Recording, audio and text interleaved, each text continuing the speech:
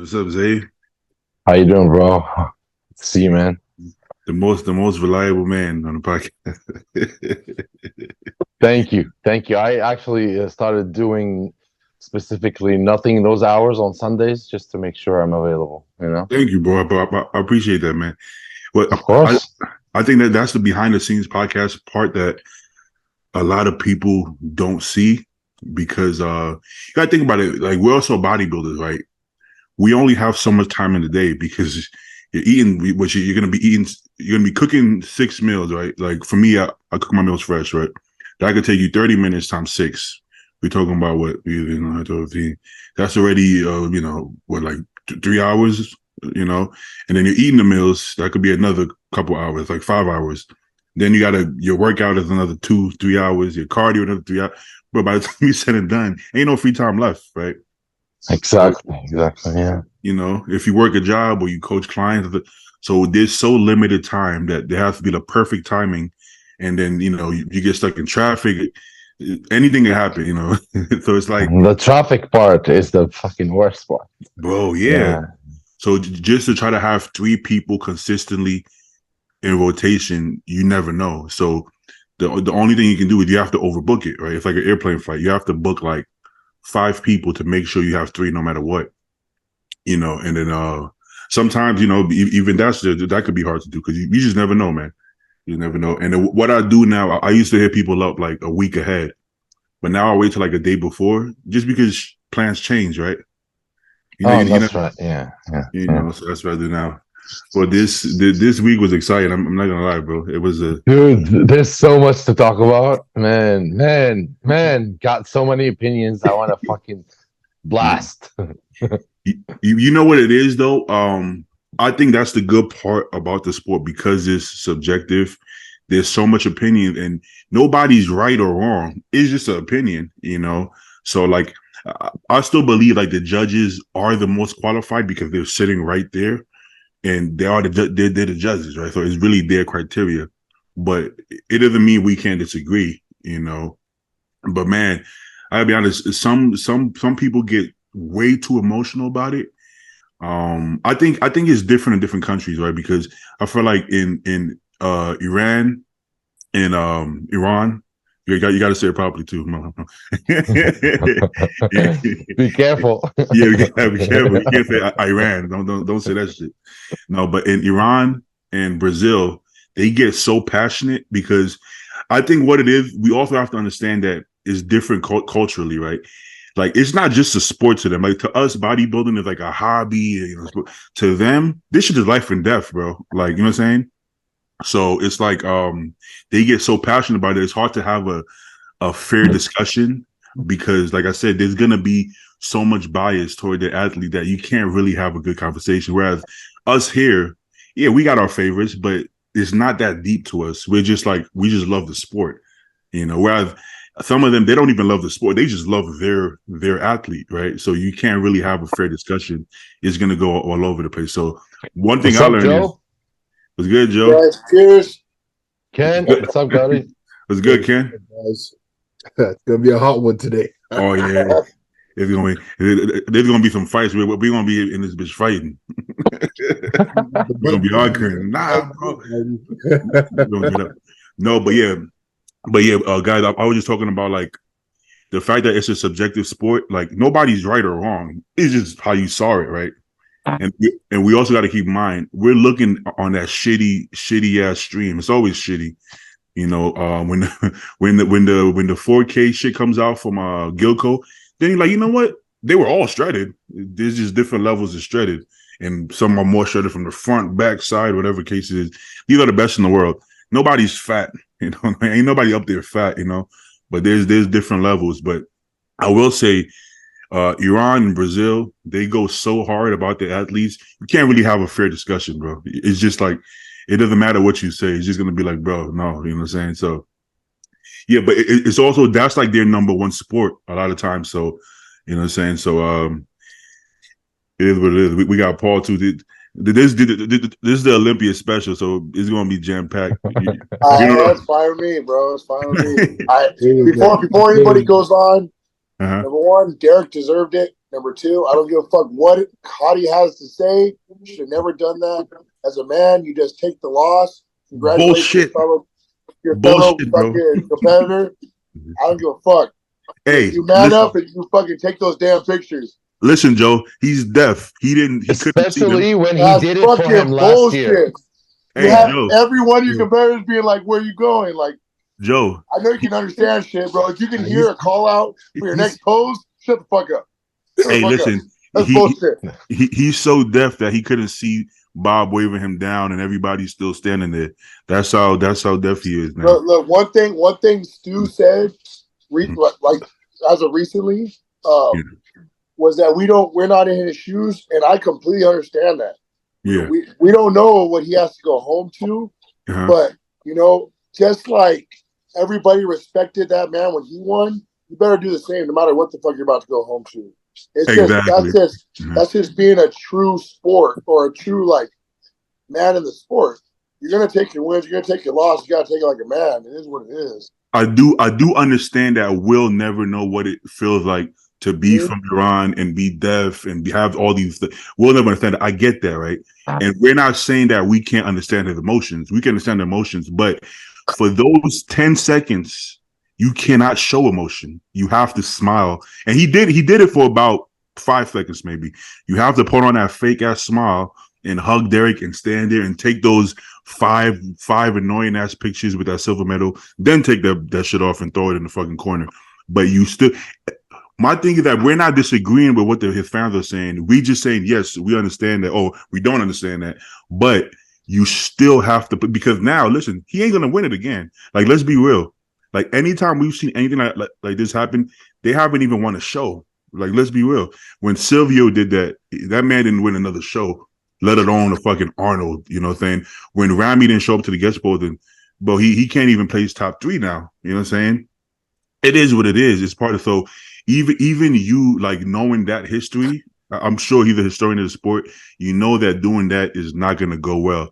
Unless you don't plan on coming back, I don't know. But that's just not going to bode well for you. Even if you apologize, it's a little too late. So people don't care if you're deaf. If you can stand there and go through but Hadi is always the last one to walk off the stage. He's never walked off the stage too fast by accident, because he's going to make sure he's the last one to pose before he'll let everybody else walk off. So this is no difference. He can see them standing there. You know, he's not blind. He wanted to get off that stage as soon as wanted possible. to get out. He wanted. Kai Green said something a while back. You know, that same stage, that same light that anoints you when you're a champion, is the same light that won't let you fucking hide when when it gets bad, right? So, like, I agree. I mean, I think everyone is in the same boat. That everyone agrees with, Joe, what you said. That, of course, you got to stand there. It's the same thing. Hadi, Silvio, Nathan, everyone said the same thing. It's tough taking that loss, but from a league standpoint, especially being the previous champion, you kind of just have to stay there and eat it, right? But this is what I'm going to throw in there.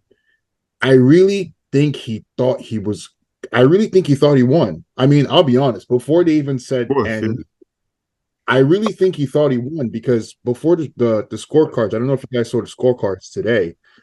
I thought it was close, prejudging and finals, but the scorecards tell a completely different story. I don't know if you guys saw it. Derek was first in prejudging and finals. Only one person had Hadi in first for prejudging, and in the final, Derek was first. Like, I think he got like a 7. But I got to be honest, man. Every time I see those scorecards, I don't know if those scorecards are actually real. I got to be honest with you. I feel like sometimes they just kind of put out a scorecard. I do believe they score it that way in real life, but I don't know how accurate the scorecards are, because you'll watch a show and you'll see the scorecard and you're like, really? I don't know about that. Yeah. So I don't really know about those scorecards. Was it good, Paul, by the way? What's up, man? How you doing? Chilling. It's been a while, but I haven't seen you on for a minute, man. How's that rebound? Good, bro. Good. Back up to about 275. Everything's going good. I see it, but I see it in the forearms and shoulders over there, man. Yeah. I feel good, man. Feels good. It was good, Stu. What's going on, dude? It's a little jam packed today because we got the Olympia special. We got to get everybody. Special, huh? Everybody. I fucking send the link to everybody. Anybody could jump in today. What's good, Stu? And, what's that? Where you at? It looks like you kind of in the cut over there. In the cut, yeah.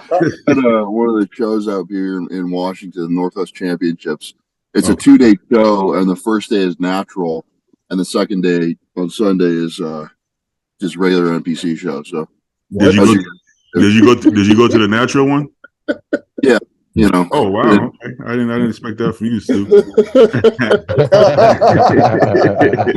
Dude, we got to avoid starting like talking about drugs as soon as we get on here because we've been doing that the last couple times. Well, we have. We'll take responsibility for that. That's mostly on me, but you know what's funny? Everybody usually said, "Yo, how come pros don't talk about drugs?" But somebody literally commented, "Bro, why do you guys talk about drugs so much?" I'm like, isn't that what people want? I thought that's what they wanted, but I mean, it wasn't on purpose. Happy. That's the truth of it. Okay. But yeah, but before you hopped on, we just talking about Hadi, like how we can understand the emotion, but to protect yourself, honestly, more than anybody else, to protect your own placings, you can't let that happen. You got to swallow those feelings for another, 20 seconds. Just. But you know what's crazy? I actually watched it over. He actually tried to leave a couple of times when they first announced it. He had turned away already, and then the guy, the black guy, the security guy, grabbed him, and then he hugged Derek, and then he patted him. Then he tries to leave again. And somebody. He just give a damn. He doesn't give a damn. And then he took a picture, then turns around and takes another picture. He's like, "Bro, I'm not taking no more pictures." So I could kind of see the emotions. Like, what you got to watch it again to understand. He just wanted to get out of Dodge. Like, I think he was so like heated. He didn't want to do anything crazy. So I can get that, but anytime you walk off, this is what I've been saying though. And Stu, we actually talked a little bit this morning. I messaged Stu about this because I saw the story too. This is what I'm saying. Like, dude, Derek winning that show, the Olympia being number one. Yeah, you get the $400,000 check. You go home. It's for you and your family. Hadi is doing it for the country. It's not just for him. He's got a lot more writing on it. I mean, they built like a 2-story statue in his name in Iran. So that should tell you that this isn't just some bodybuilding Super Bowl show. Like, this is it. This is the show for them. Like, the country is watching. It's not just bodybuilding gym goer fans. The country is watching. And when you lose in a fashion that it's not a definitive loss, right? Everyone has questions as to, some people are Derek, some people are Hadi. It's not like, all right, Derek like knocked Hadi out, right? Then it becomes a lot more painful. And I think that's where he was having issues because let's be honest, they're teammates. They're under the same coach. It's not like Derek is some guy that he doesn't know. But when you lose in a way that, you can't exactly explain, even to yourself, you can't reason it out like how you actually lost. Keep in mind, it's not like Derek is some guy that Samson was in the UK. He saw Derek, a couple of weeks out. They've been training together, a couple of weeks out, and he probably saw him before the show. Yeah, so he's probably seen him in the gym and saying, "Oh, I'm harder than this guy. Like nothing's gonna happen." You know what I mean? I'm good. So I mean, I feel for him, man. I feel for him. Yeah. It still doesn't explain what he did because last year when Derek was second place, he shook his hand. He was the happiest for him. He took the pictures and he was just nothing but positive talk for him. And he was all about, if God wants it for me, it's going to be, and if not, then I'll accept that too. He was nothing but grateful for him last year. So not having the same energy back is fucking disappointing, and he will never see it ever again, I'm sure. Plus, he wasn't even as shredded as before. So he has something that he slipped on. From the back, it was lights out, and from the front, it was comparable. From the backside, it wasn't even comparable. I don't know. From the front, am I the only one? It depends, but it depends though. Like from the ab shot and the most muscular, it's not close. But by the way, a vacuum ab and thigh still counts as an official pose. Tyler did say that. You can choose. No, he did this. He did say that. He said the vacuum is okay. My thing is that if Derek was losing the front double and front lat easily, then that's different. Hardy's beating him on the most muscular and abs and thighs technically, right? But Derek's front double is the best in the entire lineup, you know, and front lat is just as good as Hardy's front lat, or if not, very close. Whereas the back poses, I don't think was close personally. I don't think the back double is even close, you know. And then the side poses, his side leg was insane. His glute ham time. So I don't think it's like Hardy just washed him from the front. I think Hardy beats him on the most muscular for sure. I think he beats everybody in the most muscular though. But it's not decided by the most muscular, you know. It's just, you know, when I tallied the poses, it was pretty much even. And then, you know, so it's like it can go either way, you know. So yeah, it's super close. But I will say, in Hardy's defense, the stakes are much higher for Hardy than anybody else because nobody else is fighting for the entire country. He might get death threats for all we know. We don't, you know, like when David Beckham lost that game. If you guys watch the documentary, he was literally getting death threats and people like spinning his face. I wouldn't be surprised if that could happen to Hardy, you know, because we just don't know the climate over there, you know. So you know, if you saw a story this morning, I mean, the first thing he did was apologize to his countrymen. Exactly. It wasn't like, oh, it was like an apology to his country. It's not just about him. No. Sometimes I feel like us as Americans, we're very American centric. Sheltered, very sheltered. We're not gonna have our lives in danger from losing Olympia. He literally might have to worry about his family's safety, which we can't even comprehend. Like I said, it's in your best interest to suck it up for a few seconds for your own benefit. Not that he has to prove it to any. It's like we're not his family. He don't care about us. It don't matter how we feel.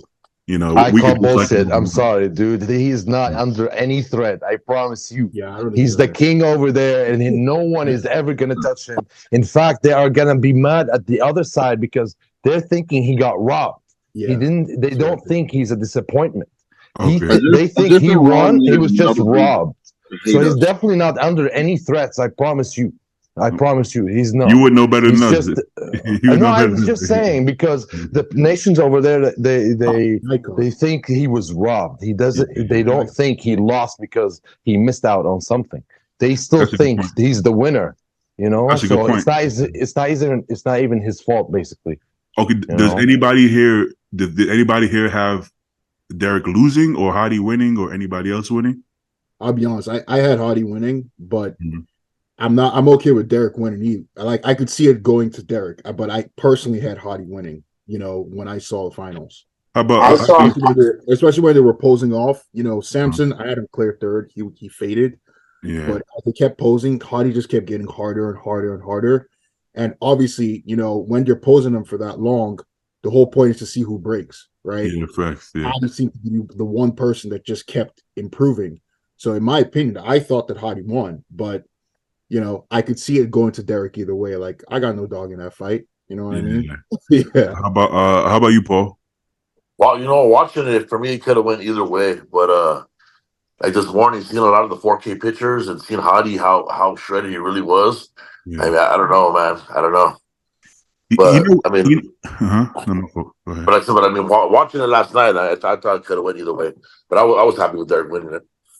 You know, looking at Hardy's glutes, I feel like they are shredded. I don't feel like he flexes it. I feel like he does like you know how the old school guys just throw one leg back there? I feel like he's just throwing a leg back there. I feel like if he squeezed it, like for real, I feel like he would have more shredded glutes back there. But that's once in a while you could see another line poking through when he actually like engaged him all the way. Yeah. The way he's posing them, it's not great. Yeah. No. Like Derek is glutes are lean, but he focuses on it. He'll stand up and squat down and then squeeze that bitch and then step back and squeeze it again. Like he makes sure he's milking that shit, which you should. Like that's party pieces. Glutes like that, you better shit. Yeah, you better. But if I was him, I'll pull that bitch all the way into my ass, bro, and show my entire fucking ass, bro. I'll be in that shit in the throng. Like Kai Green, he's like, I'll pull that bitch all the way, hike that shit up. Right. But 2019 Hardy, he was ripped to the bone and he had a lot more cuts in his glutes. Honestly, so we know what he's capable of.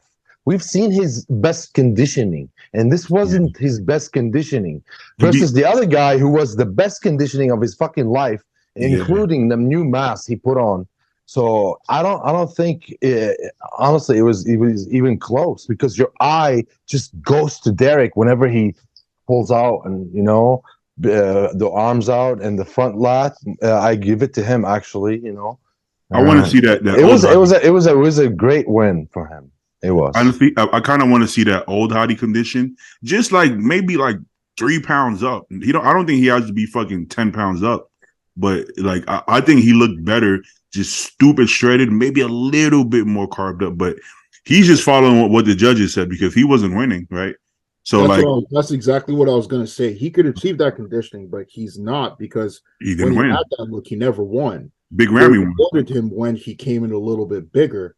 Yeah. So obviously the judges want him to be a little bit bigger and fuller, and that's the look that he chased, right? Yeah. Coming into that ultra peeled hottie that we're used to. Facts. But what you think, Joe? Who you got? So I'm prejudging. I had a hard time choosing between Hottie and Derek, but during the finals, all I could really see was how Hottie was only winning in the most muscular and maybe like the side chest. But other than that, like I think Derek from the back was lights out. And then between all those shots, like the front lat, the front double, the ab and thigh, like his shape on all of that made all those shots just make you look at him. So with his waist being the way it is, his last flare and the way they do, his shape was going to win no matter what. Like, that's what they want. They want the smallest waist up there. That's why Samson got so high up now. Yeah. He has that mass with that look. It's a look now in the open bodybuilding. So at the finals, I knew Derek had it. I told Paul, like, he's got it. Like, his back shots are too dominant, and then the shape was going to be everything for him. And he barely lost last year, and he was held back last year because he got sick and they didn't decide what they wanted to do with him. So if he barely lost by like 2 points last year, what were the odds of him losing the Hottie this year? Yeah, good point. Did you say your parts too? Yeah, dude, I had Derek. Well, I like prediction wise, I had Derek winning for physique reasons, also body like business reasons. He's the logical choice in that department for the league. But honestly, dude, I don't even know what to say judging wise. Like I'd prefer Derek's look, but I want to root for Hottie just because he's kind of a little different. He doesn't speak English. He's like, he's not like the prototypical golden boy like Derek is. He's a little bit. He's also blind. What's that? I think he's also blind. Yeah. He's also blind. Oh my god. But yeah, like I don't know. I've been thinking about this shit so much back and forth the last few days. I can't even think straight about it anymore. So I don't know. I'm not mad about the outcome. I am glad Samson got third because I just don't think he was like from the back. He just wasn't there yet. With all due respect to Nigeria, just, oh, Nigeria. but you know what the funny part is?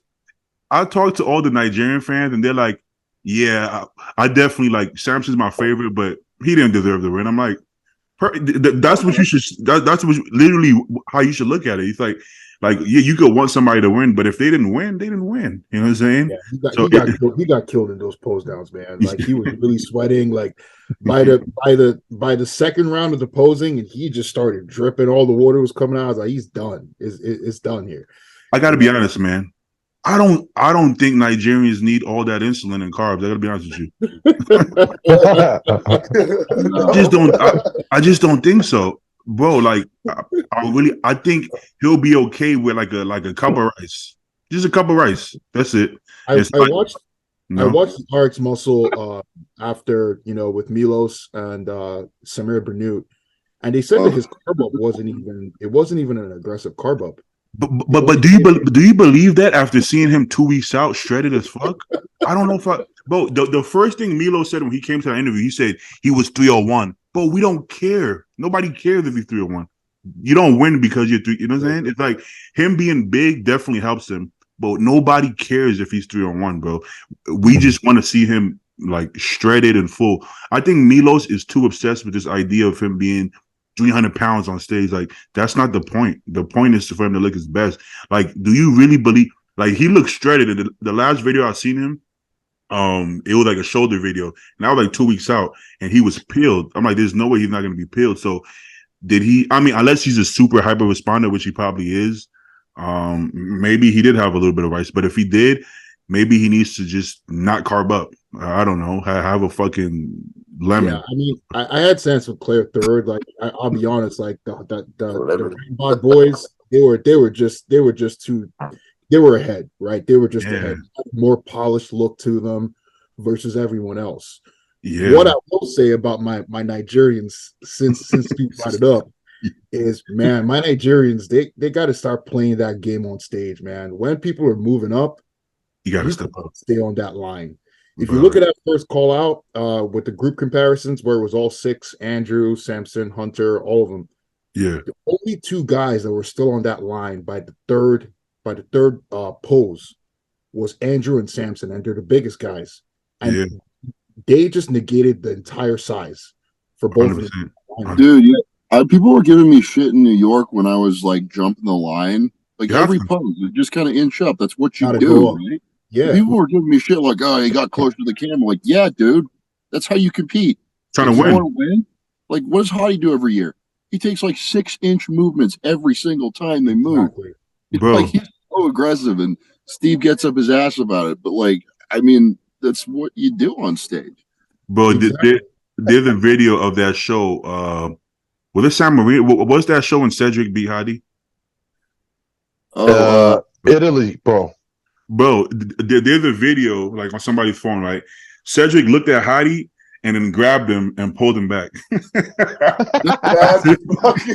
Yeah, that's true. And Hottie's looking at him like, what the fuck? But it's like Cedric's like, bro, no, he's not doing that.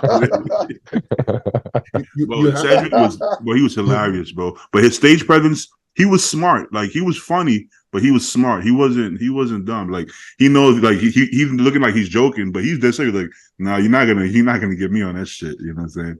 You have to play that game, man, because when it was that 3-person call out, Samson, Hottie, and Derek, even if, Samson, we all know he was a clear third, they killed him on stage. Like, they would both move in, and he was right behind.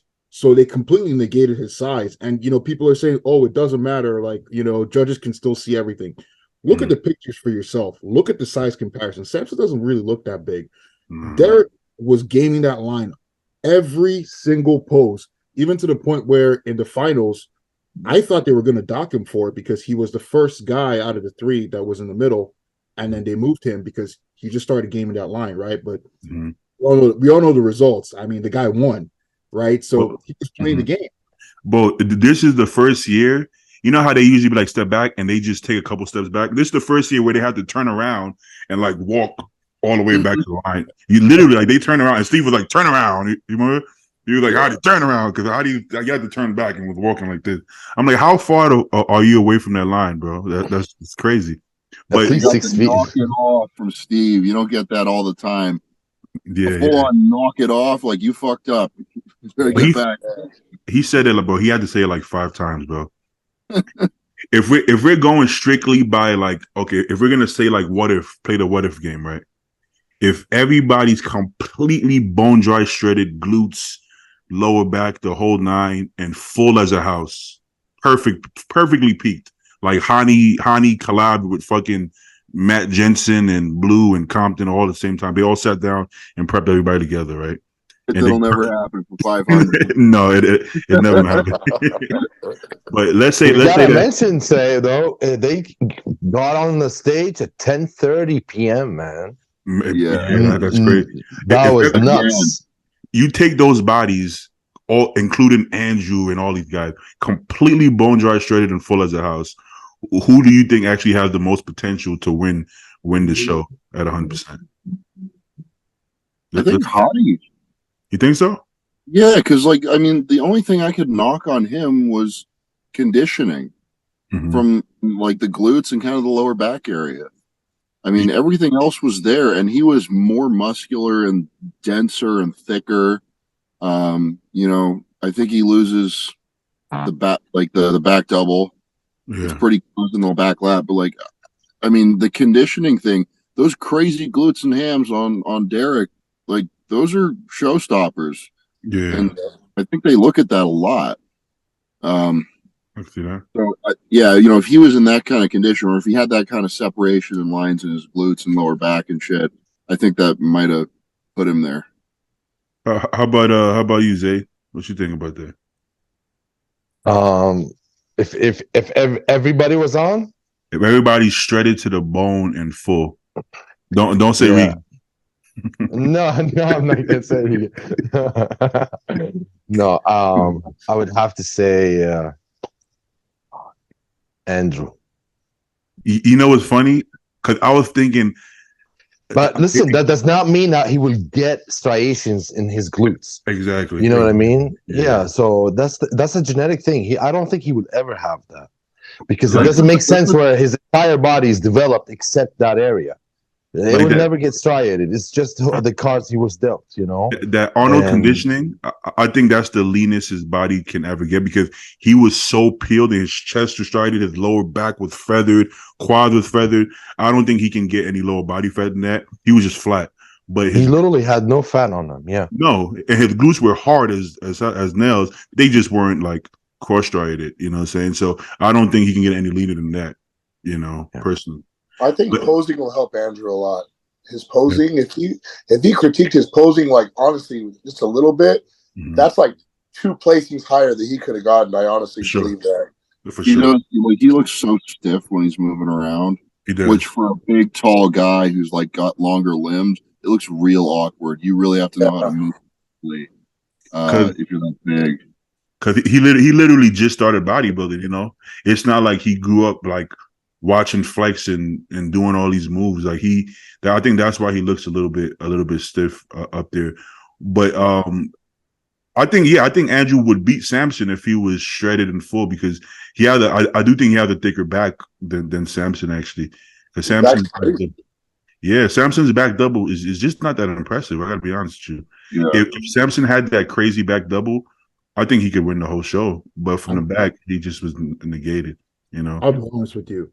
Based on your criteria, what you're saying, I would pick Derek. Okay. Because for me, my only issue with Derek is he's so peeled from the back, but the front, I don't know if it's genetic, but his chest area, the chest to shoulders, there's nothing going on. If his front was as peeled as it was from the back, he slams the door shut. I don't think there's anyone in the lineup that's beating him. Because to me, Andrew he still needs some size on him. Like you can tell that there still needs to be some meat that needs to go on that body. Yeah. Derek, on the other hand, I just feel like from the back he's great, but where I have issues with Derek is just from the front. Like when if vacuum aside, let's say he didn't have that vacuum, Derek's front shots are completely weak. Let's be completely. You're right. No, you're right.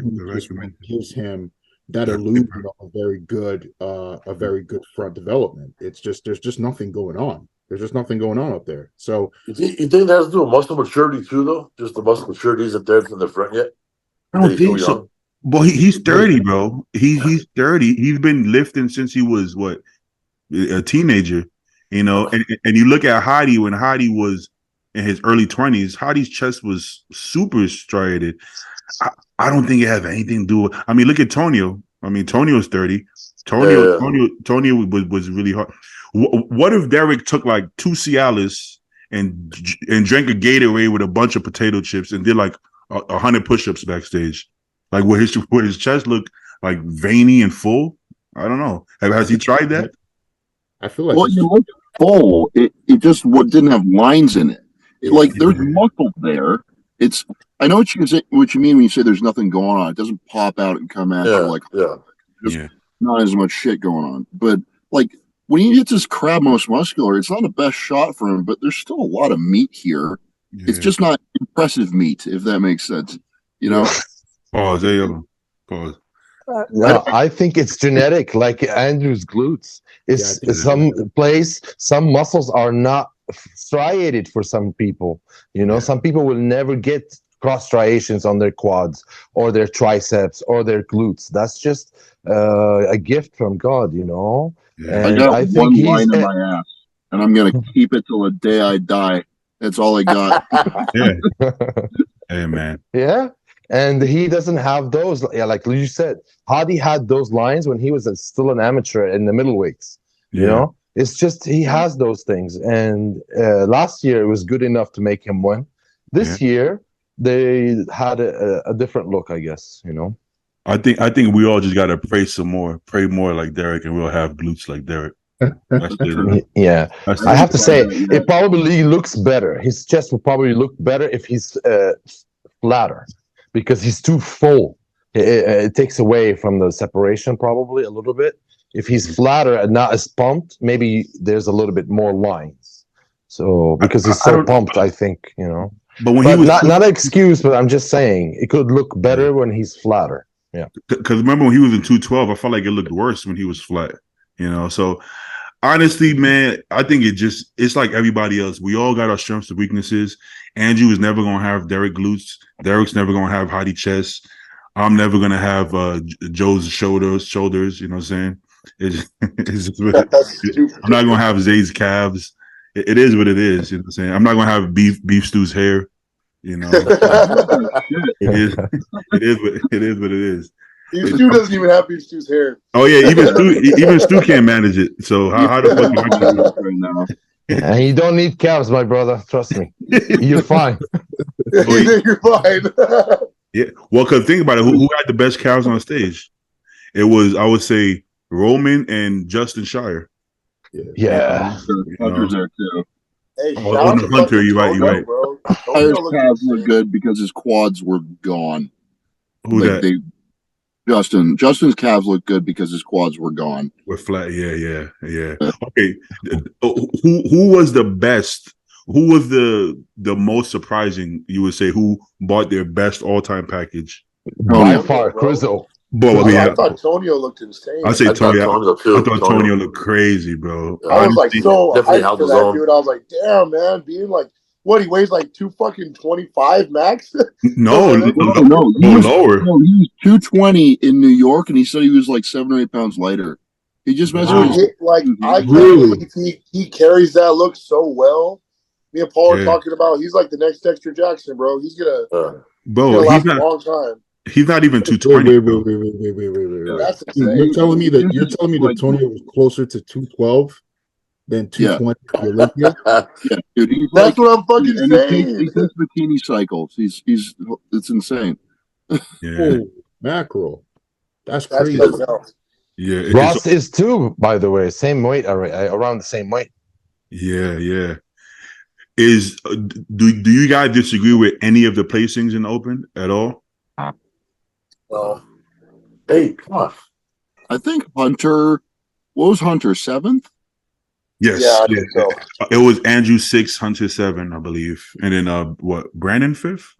Yeah, I think Hunter looked a little better in Texas and Tampa, if I got to be honest. Mm-hmm. But now, like thinking of the lineup, no, he wasn't placed too high. I think if some of the guys that couldn't make it could have made it, he might have moved back a place or two. Like I don't know if he could have beaten Diasha or Nick, Rami.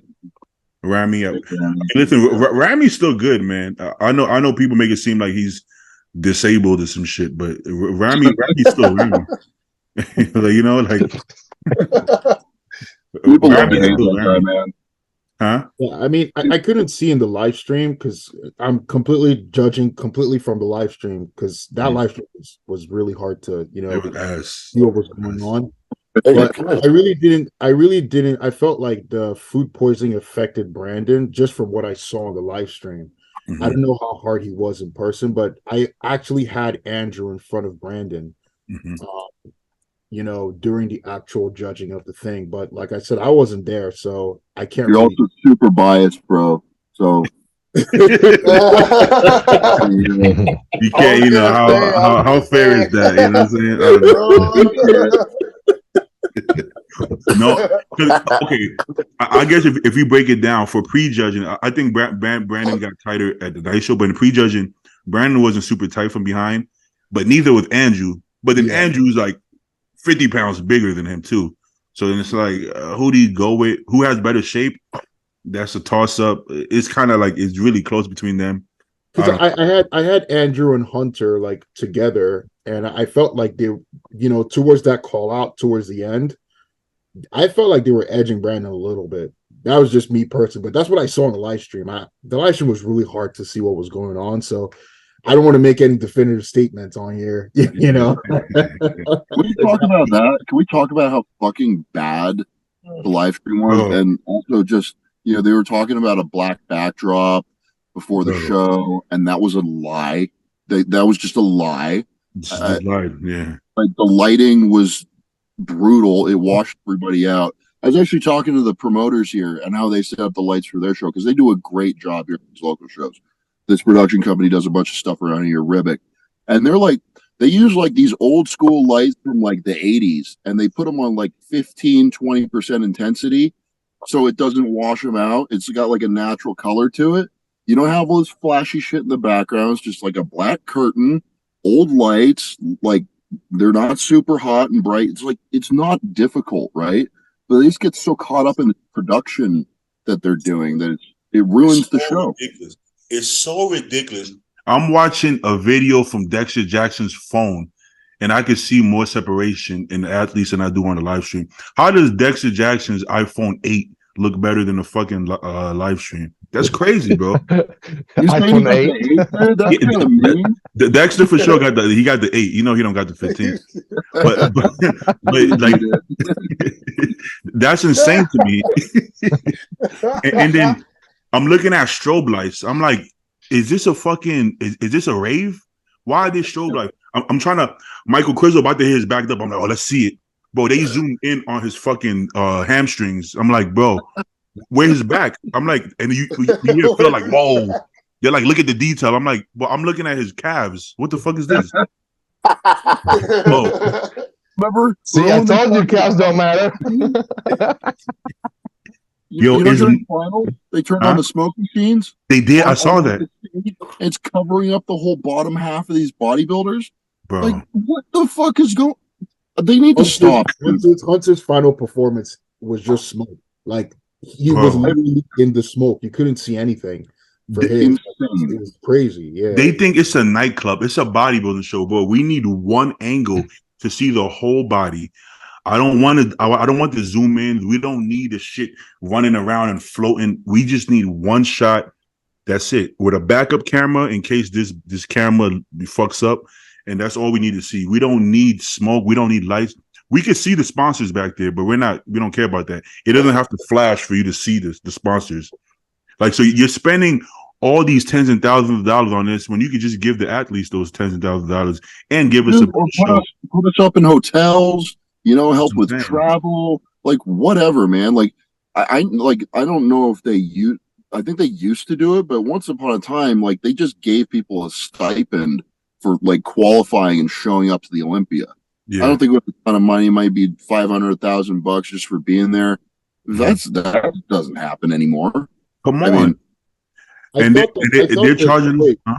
I thought that everyone gets like, and this is what I heard. I heard that like you qualify, you get like what, like 10 grand or something, like $5 grand or 10 grand or something. Like even if you don't place, that's what I heard for the open guys.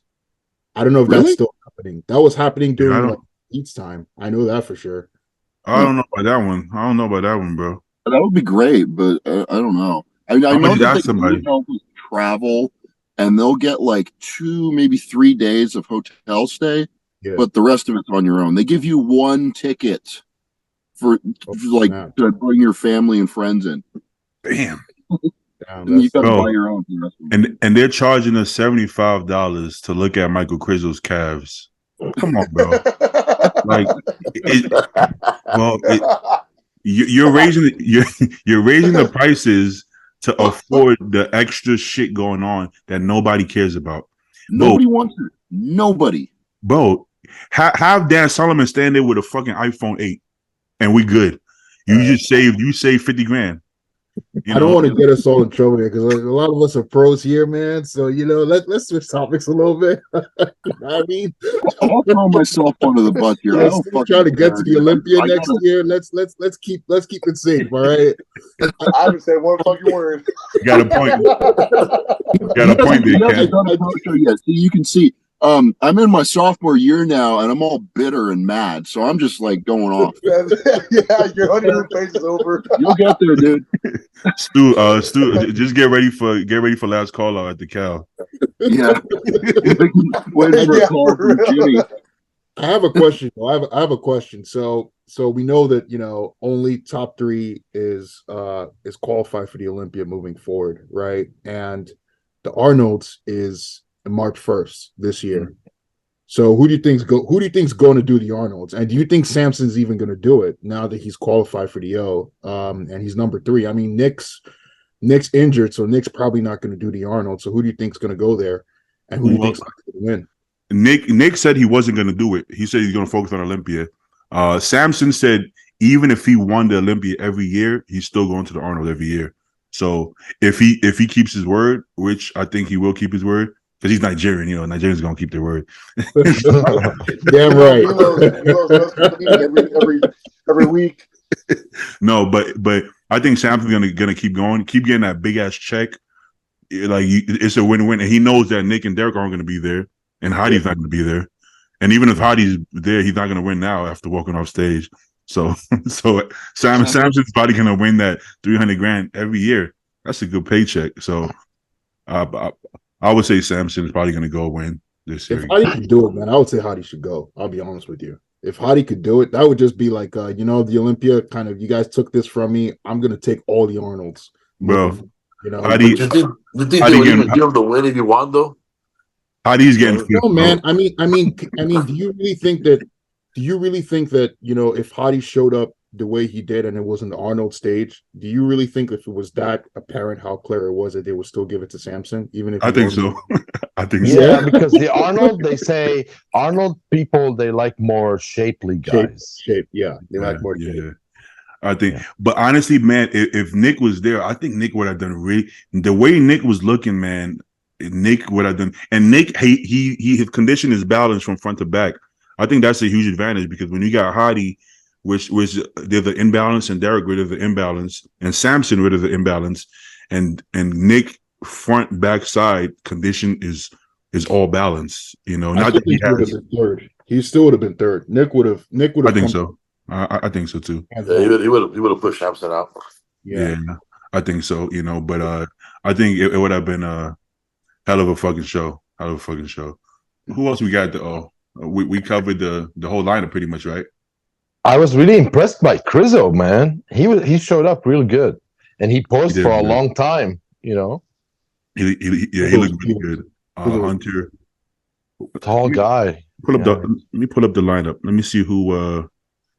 If we're forgetting somebody, we got to cover this too, but we'll do that. We'll do that later. You know what? Yeah, was it Crystal Joe? Well, I brought up his abs. I thought his abs looked. His abs were they're not very developed, so they're very shallow. In a lot of his shots, they get washed out. Yeah, they do. Let me look at the top 10. I think I saw it on RX Muscle. But I mean, me personally, I thought it was a good lineup, but we had 7 potential top 10 people out. That's crazy, bro. From Brett to Ian. Ian retired though, but from Brett to Ian to Nathan to fucking Rami. I mean, a lot of people. I'm not gonna lie to you, bro. If Ian would have competed, I think he would have been potentially the third fucking call outs, man. Oh, he did third call out? Yeah, I like the top of the third call outs. That everybody looked really fucking good. And the way Ian went out, it wasn't his best. So if I'm going based on Ian's last show, I think he could have got 7 or I don't know. Tonio looked really good. Regan looked. Oh, he would have beat Regan. You're right. He would have beat Regan. I forgot about Regan. Let's say 9th. I don't know, man. What about Beirut?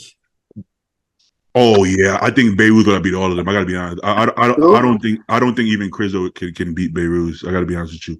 Oh Beirut yeah. Beirut is a different beast. I just think he hasn't been here, bro. He shredded, perfect waist. His legs came up. He hits his poses like Hottie, like there's no sweating. There's no Beirut is a different kind of monster. Honestly, Beirut could beat in his condition. I don't think Andrew is bringing enough condition to even beat Beirut. But will he be able to beat somebody like Andrew his first time? I don't know. Size. Yeah, the size is still size is still important. But I think Beirut beats almost all these new guys really. But let's see. We got Ross. Ross did not finish. Did anybody know why he didn't show up? Yeah, he posted something earlier. Said something about too many diuretics, whatever. It was too depleted. Wasn't feeling right. So like mentally, and physically, he was out. Okay. So sometimes I wonder. I mean, what if you were in the top 5? Would you still show up even if you were? Because Brandon showed up. You know what I'm saying? So I feel like if you know you're not in the hunt, that's probably it makes you not want to show up, right? But that's also understandable. Nobody shows up to get last call out, you know. I mean, just because he gave us a reason doesn't mean it was the reason. Yeah. Exactly.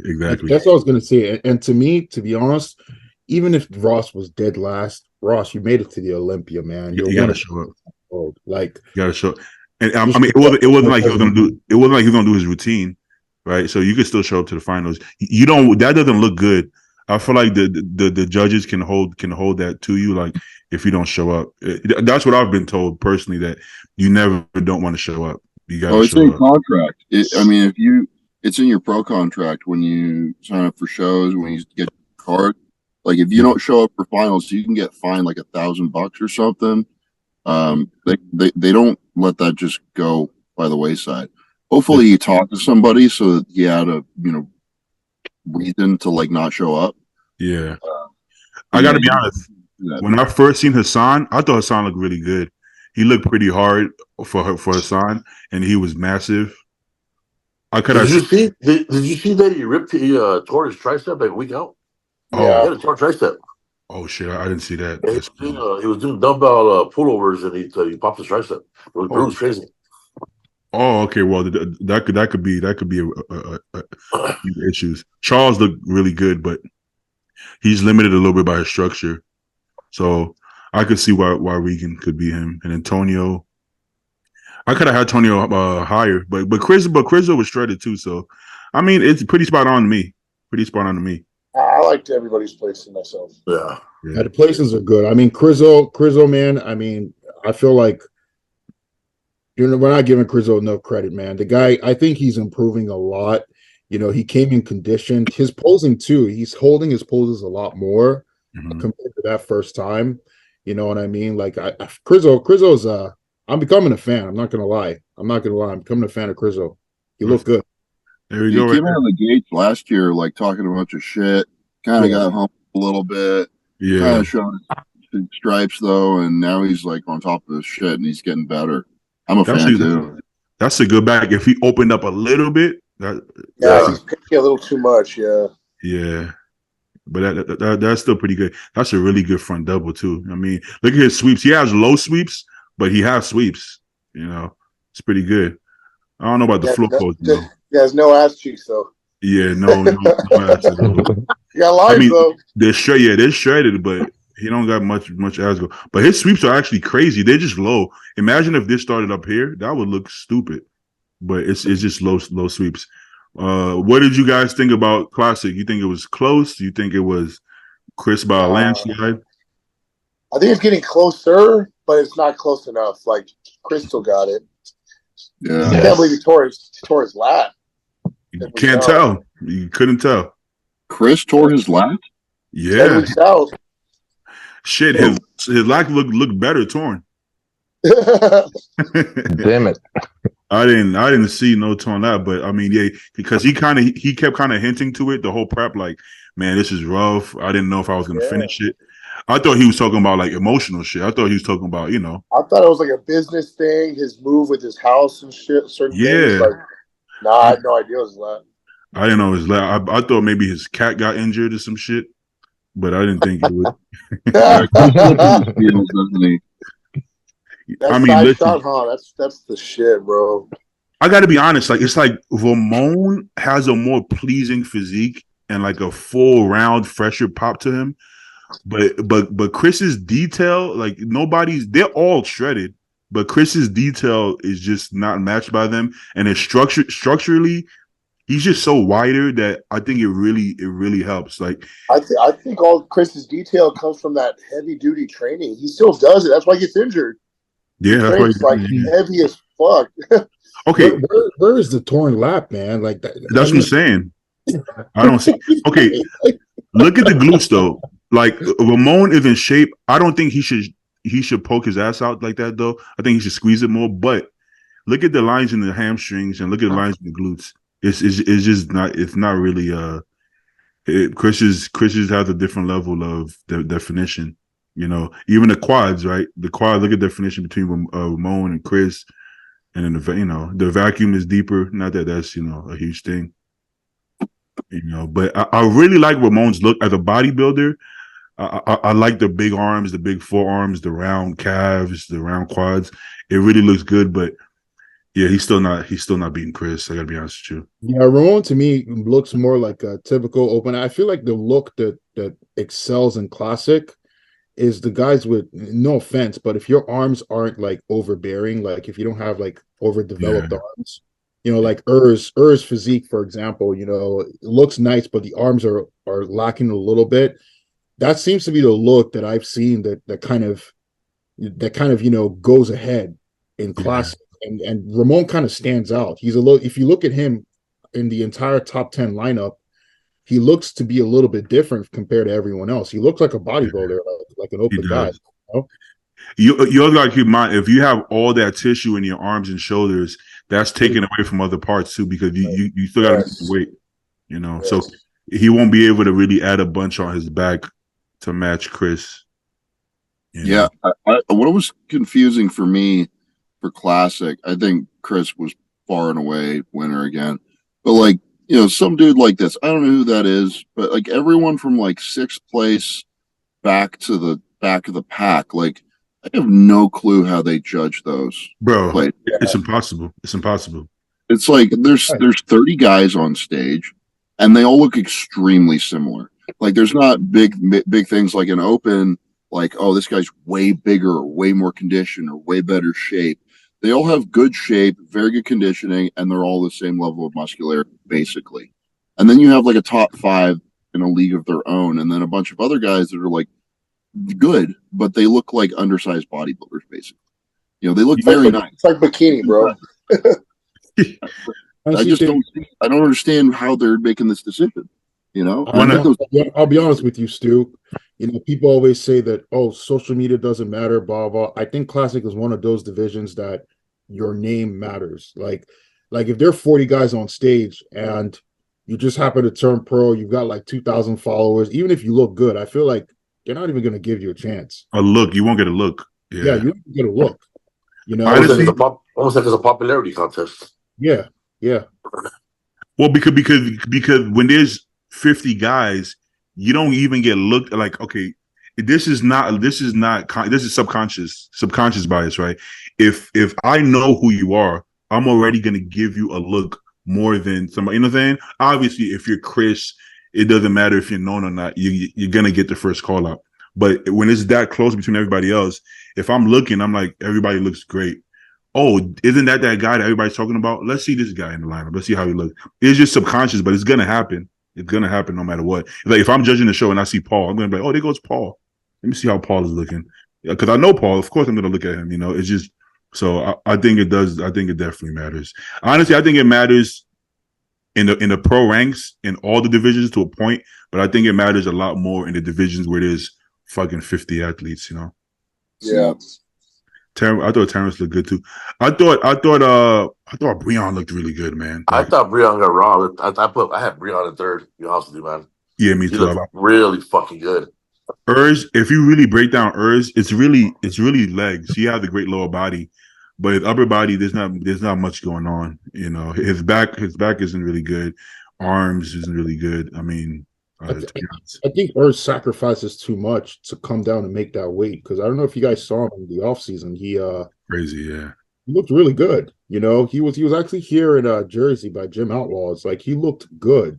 Yeah. So I think that when he comes down to make that weight, he's sacrificing a little bit, and he kind of looks a little strung out.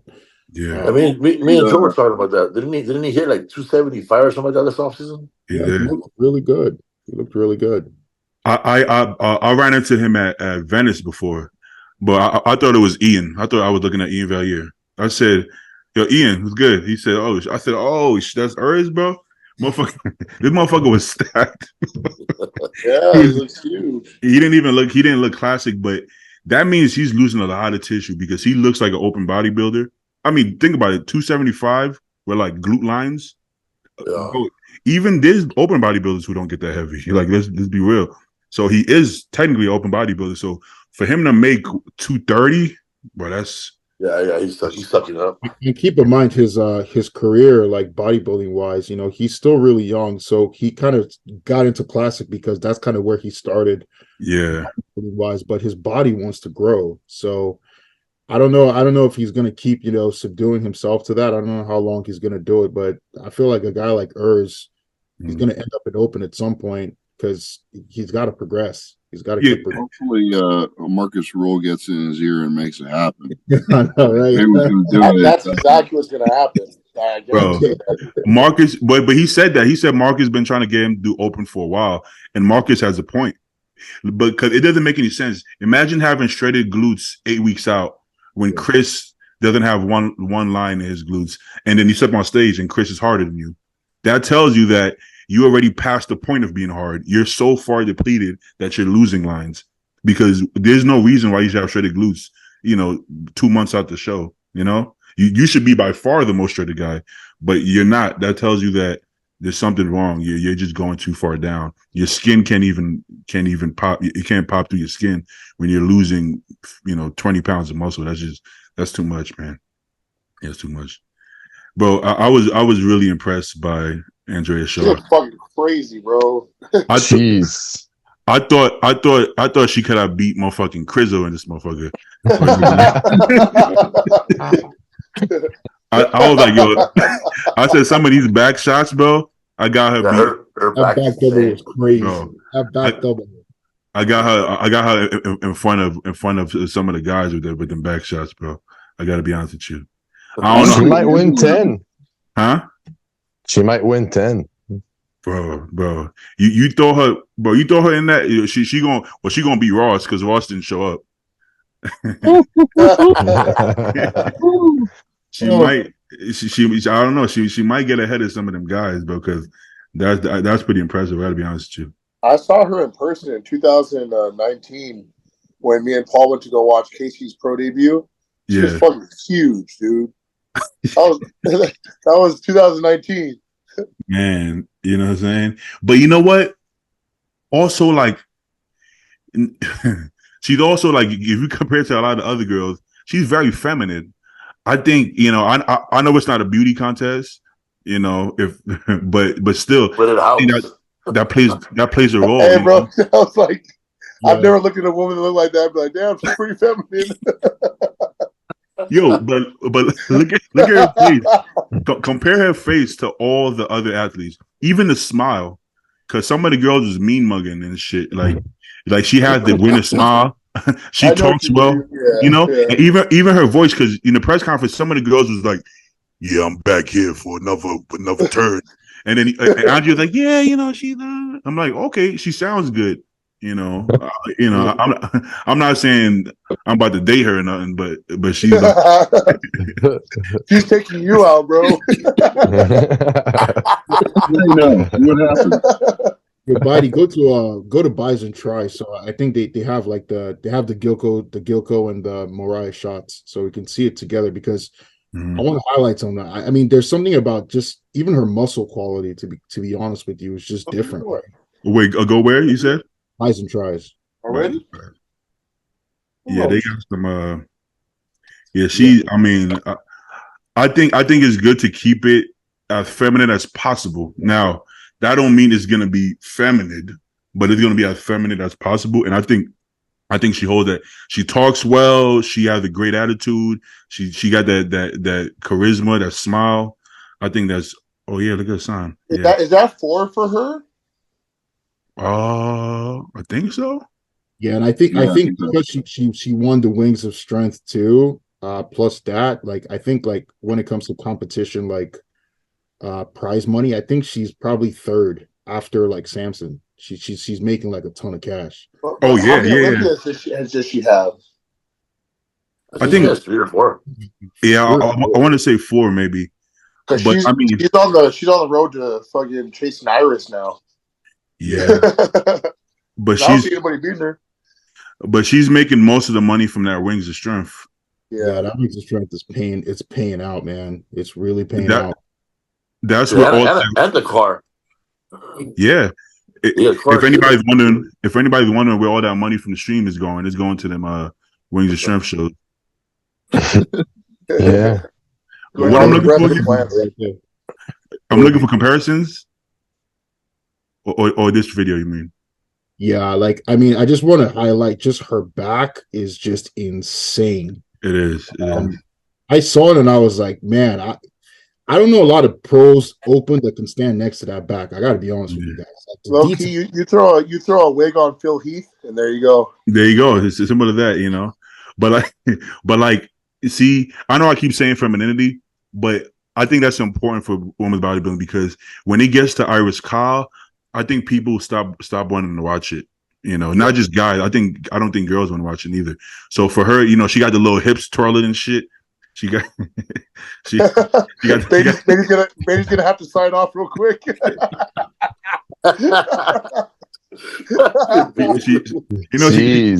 got the smile going, you know what I'm saying? She got the lashes going, you know what I'm saying? You gotta keep makes it. You want to put a bikini on, huh, baby? you gotta keep that up, you know what I'm saying? Oh, yeah, I really like her physique, man. She's just like Beatty, like what you're saying. Like it's not like she's muscular, but there's still a feminine look to it. You know what I mean? That's Dave Colombo was trying to say that. Dave was trying to say that without offending anybody, but he was saying like that's why she won. Like, you know, you got the other girl with she got the fade going. She looked like me. She had the dreads with the fade going. Yeah. Listen, man. I mean, talking about Angela Yeo or something. Yeo looks really good. It's just look really good. Yeah. He's not going to beat this, unfortunately. No. This is like C-Bump. This is the standard, you know, for women. Especially women's bodybuilding is I want to say it's a protected class because, you know, it got extinct at some point. It just recently came back. So don't fuck it up. Don't fuck it up. Jake Wood. I got to be honest. I kind of prefer Natalia over Sarah personally. Oh, bro. Find the video, the Gilco video of Natalia. I want to show you something. Okay. I missed that. Who won? So she won? Sarah won. Sarah won. Okay, so look at Natalia took second? Look at Natalia's right delt. Yeah, I see it. Oh, shit. Yeah, I see it. Yeah. Is that why you think she lost?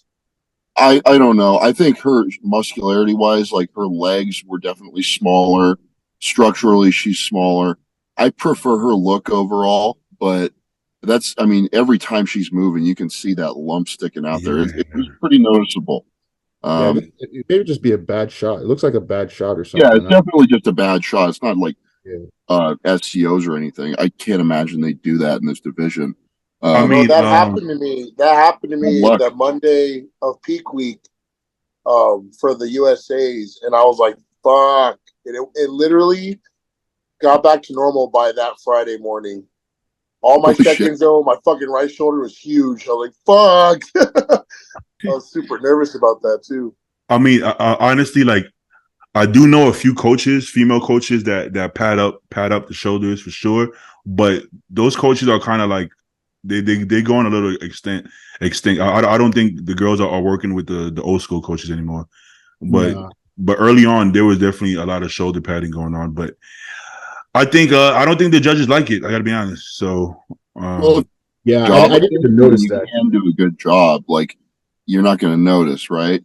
Yeah. And like it may be a division like figure, not so much physique, but figure, where like the conditioning level is not as high. You're not expected to have strengths in your delts. And if you just have shitty delts, they're just not round or whatever. I mean, that could work. Even if you start, getting rid of the lines in there, that could help you with your placings. It's not going to the O though. I've actually done that with a couple of my athletes that had no shoulders or no arms. I padded it up a little bit, and gotta be honest, it looked great. Especially in men's physique. You can do it well. It's just like I don't think that's what's happening here. She probably just had a bad luck shot. It happens to everybody. Well, because it's so low, I don't think you would pin it that low. Anyways, you would pin it low higher. So it was a bad shot and probably dropped down a little bit. It probably like seeped. Yeah, that's what I'm thinking too. That's definitely happened to all of us. We've had that shit start moving its way down, and you're like, bro, weird. That UGL. I don't know about you guys, but I cut off injections 10 days out. Yeah, I usually cut it off like 2 weeks out, just because I hold so much water. So I've never had any issue like going into stage with lumps personally, but I know some people who have crazy metabolisms on a super dry, they can shoot all the way until like the Tuesday, Wednesday of the show. Yeah, I've been the Wednesday before USA's. Yeah, because I feel like you guys were already so dry that you like, GH. Sometimes I cut out GH a whole month before, just because it takes me a minute to flush. Like I've been off my cycle for I think 6 or 7 weeks. I'm just now really flushing out all the water. Like literally, I woke up today. I'm like, yo, my feet and calves are so dry, and it's been 6 weeks. Most people 3 weeks, all the water is out. 6 weeks later, now I'm dropping water. That's crazy. That's why my weight hasn't went down until like past couple of days. So you gotta know your body. She came in smaller and softer this year, but the judges said they wanted that, so she won anyways. And the girls that were bigger and harder than her didn't beat her. So it's a little tricky when the criteria keeps changing, because if you don't keep up with it, it's kind of weird. But I think this is a good look figure. I don't think figure girls should look like because it becomes one division. At one point, she looked like Shanique, and Shanique looked like her. Now you got Sarah versus her. It's a big difference between Sarah and Sydney. Whereas Shanique and a bigger Sydney, you could kind of interchange it, right? So I think that's a good thing. This almost looks like bikini with more muscle at this point, which I think that was the goal. But yeah, I only follow women's physique division and women's bodybuilding, so I can't speak intellectually on this one. Yeah, but I don't. We did skip to 212. Yeah, I wanted to ask, what did you guys think? With Keanu. Let's get into that.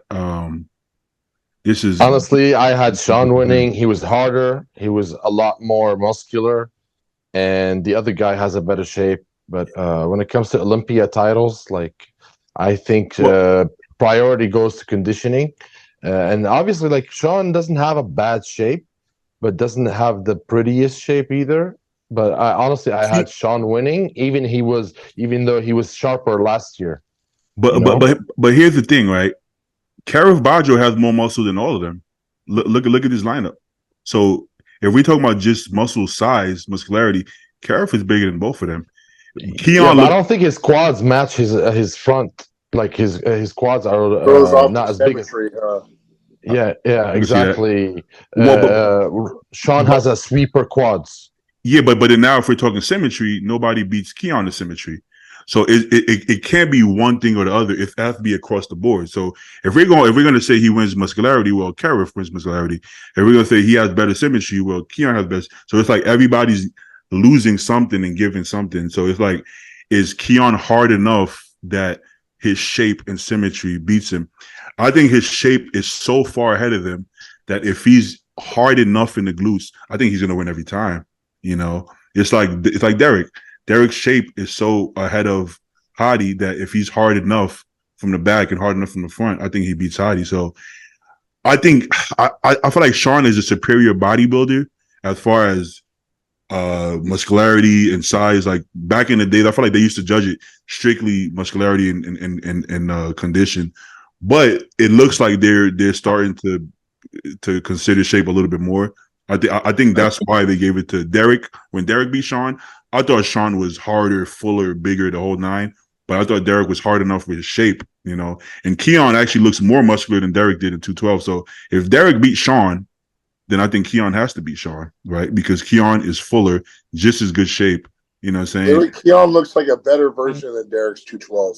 Exactly. That's my point. And Sean is actually was better that year because this year his stomach was a little bit bigger. So if Derek beat the best Sean ever, well then Keon has to beat the not best Sean ever. Technically, going by the judges, not going by like what I believe, just going by how they've been judging. I think it's pretty consistent with how they've been judging. You know what I'm saying? You know, so and they judge the Open the same. They judge the Classic the same. Chris wins off structural size. You know, so I don't know. It was completely structured. I mean, because once Keon won, I messaged a few of you. I was like, Hottie's in trouble, man. Like, Hottie's in trouble. Yeah. Because that's exactly what my thinking was too. I was telling Paul that. Like, well, shit, now they're for sure going to give it to Derek. If that's the way they're going, 100%. Yeah. And they had Samson beat Nick at the Arnolds. It was like that's where it all started. Like, okay, this is where they're going to go. The message, I think. Like, I think so. I think it's been received. Okay, you see, Sean's waist. If Sean's waist was like Karif with that slight vacuum, or he's a little bit tighter, I think he would have beat Keon. I think they saw the popularity of C-Bum in Classic, and they wanted the monsters to match that so that bodybuilding doesn't die off and Classic doesn't pass it up. I think so. Okay, well, let's maximize that. Let's bring shape as a number one factor, and then everything else comes after. I think so. I think if this was 10 years ago, I think Sean would have won. I think 10 years ago, I think Hottie would have probably won if it was 10 years ago. I think Nick would have probably won Arnold if it was 10 years ago. You know, but I think it is going in different. Okay, because look, when they gave it to Dorian, everybody said bullshit. They fucked up the sport. You know what I'm saying? So, and they gave it to Ronnie over Flex. It's like when it happens the other way around, I think more people get mad, right? Whereas I think less people got mad when they gave it to Shape. Because it's kind of up when it's that close. It's up to the judges to kind of pick where the sport goes. And in the past, they would always pick muscularity and condition over the shape. So I think now they're saying, you know what, maybe let's try something different. And I'm not mad at it personally. I think Keon was hard enough. I think he still needs to get a little bit harder, but I think he was just hard enough to barely get it. You know what I'm saying? So if he wants to continue to hold it, I think he's gonna have to be harder and maybe even a little bit more muscular. Karif is no fucking joke. I think Karif should have been third. I mean, personally speaking. Oh, for sure, yeah. I mean, I agree with that. I think for sure because bro, you can make a case for him even against Keon and Sean personally. Bro, look how big he is, and he's like in between them. You know, he's like big as shit, but his shape is good enough, and he's pulling a slight vacuum. His waist is nicely tapered. Bro, I mean, he's dangerous as hell. So I think for Keon to hold it, I think he has to. And if you see Keon in person, bro, that shape is so ridiculous that honestly it's really hard to go against him. It's really hard.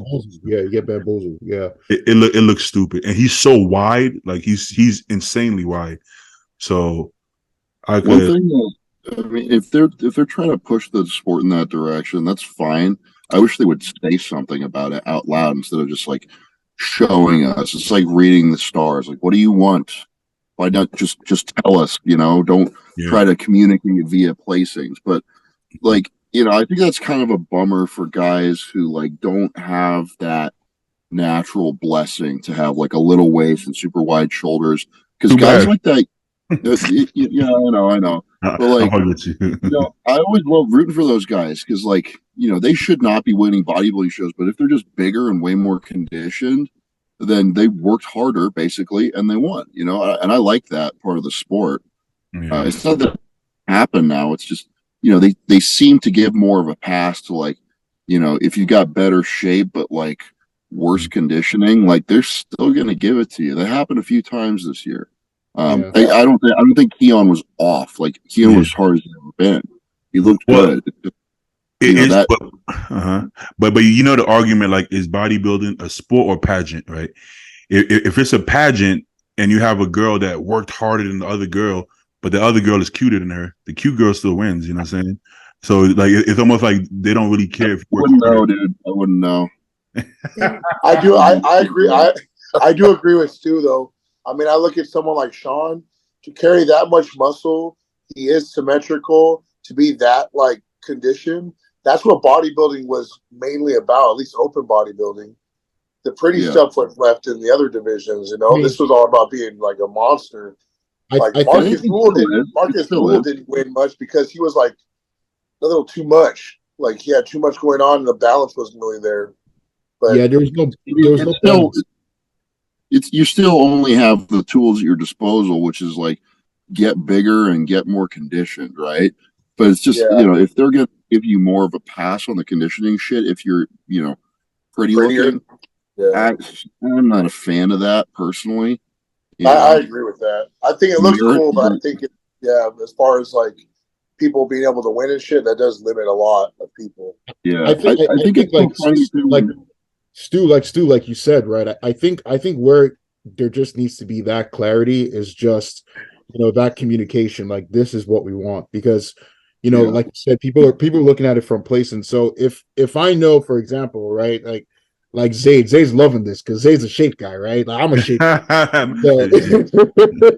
So like if you know that shape is going to be the priority moving forward in symmetry, it's sort of like even if you're in that in between, you say, okay, in your prep, where do I need to keep pushing this? Where I'm going to start sacrificing. Where you get to a point where, your prep, where you start to think like, okay, if I keep going down in condition, I'm going to lose some legs, right? Things like that. So if they have that kind of communication, I think people can at least plan in terms of the contest prep and the look that they want to bring to the stage. I think that would help. My thing is this, right? It goes both ways, right? So Stu is like, okay, you only have what you can only work with what you have, right? So if Sean doesn't have Keon's waist, he's at a disadvantage. Yeah, but I can say the same thing the other way around. I can say, well, Andrew can't bring his glutes in like Derek, or Hadi. So just because he has a prettier structure, that's not the only advantage. Beef Stew, like you put on muscle way faster than me. That's an advantage. Like, you know what I'm saying? So you're still gonna be judged off of genetics still, right? So even if you're a mass monster without shape, that's still genetics. So Dorian is beating Flex. Well, Dorian might just put on muscle faster than Flex, and Dorian might have thinner skin, so it's all gonna always be genetics, right? There's some guy who's getting last call out at the local show who might work just as hard as Dorian Yates, but he'll never be 300 pounds, right? So it's always going to be genetic because shape isn't the only genetic characteristic. So is conditioning. You're right. Because I just like rooting for an underdog that's shaped like a fridge, Like gives it. That's my thing too. That's my thing too, Stu. Right? Like, I think that's a thing with bodybuilding that's very different from other sports, where it's like, all right, I'm fine. If you're 5'5" on the dot or 5'1", whatever, you can't be a basketball player. Right. But bodybuilding, I feel like we've kind of created this thing where you can just force it, right? You can force it however you want to make it. I love, you love seeing that. It's like this undeniable work ethic. Like that's one of the reasons John Meadows is like, everyone's favorite, right? He fucking tried for 20 years to turn pro and he finally turned pro, and he's just like the definition of like, yeah, he doesn't have the best shape, but holy shit, he's conditioned, and man, he was really thick. It's like because somebody like me or Zayd even, right? Or probably even Ken, we get to see the other side that people don't see. Like when I got last call at USA's, people are gonna be like, "Oh, he didn't work hard," but they have no idea how hard I worked. I just don't get conditioned. Like I'm talking backstage, and guys are like, "Yeah, I was eating 500 carbs all prep. I was eating 300 carbs." And I was doing 0 carbs and you still beat me. So it's like, it's easy to say, well, you have the shape. If you just worked hard, you would win. But that's not how it works. I worked harder last year when I got, well, the year before that, when I got last call out, then I worked this year when I got fourth place. So it's not always that it's the work. Sometimes it is genetics, right? I have to destroy my body to get in shape, where somebody else can just have a walk in the park. And yes, it might be hard for them, but they have no idea the kind of dark place I have to go to get half of that condition. So just because you have shape doesn't mean you have an advantage. We all have our own advantages, right? So a lot of people, I think they take for granted, like, well, Phil didn't have to work hard because Phil has all these gifts, but you have no idea where Phil had to go to actually get in shape. Phil was doing 2 hours of cardio. Phil was going really low carbs, whereas I think people just assume, and they'll be like, well, Branch works so much harder. Well, Branch was dieting on 300-400 carbs. That's the part they don't see as well. So it's like nobody's like necessarily working so much harder. Everybody has to bust their ass. It's just different genetics, right? Zayd busted his ass so bad, nobody even knows that because he doesn't talk about it. But they'll just say, well, Zayd got big legs naturally. He has a small waist. It must have been easy. Zayd been busting his ass for years. I've been busting my ass for years. I don't talk about it, but I've been busting my ass, man. I just think really bad. I'm just at the place where I just think like bodybuilding is a sport just like any other sport at the very top level. Yeah.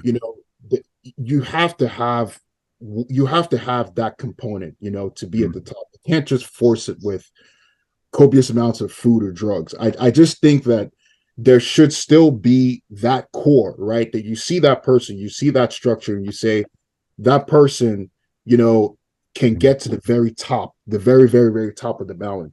I just think like in bodybuilding today, I don't know if it's because of social media, and I'm not talking about the John Meadows or, he deserves it. Like, may he rest in peace, but like he busted his ass, right? But I feel like a lot of people just feel like they can force, especially at the amateur level, they can force bodybuilding and, they will get to a pro stage and in their mind, they're going to make it to the Olympia. Like there needs to be that communication, in my opinion, that like at the very top, you still have to have some level of genetics. Branch Warren, he always says, oh, I never had good genetics.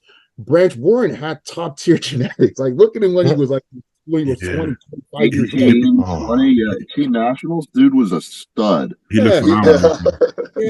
And that's just my thing. I feel like it's been lost in translation.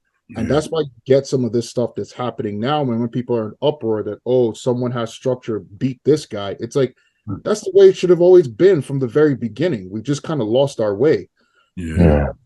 I know. I think also bodybuilding has phases. And this phase we're currently in, it's apparently for the last 3 years, it's headed towards more shape.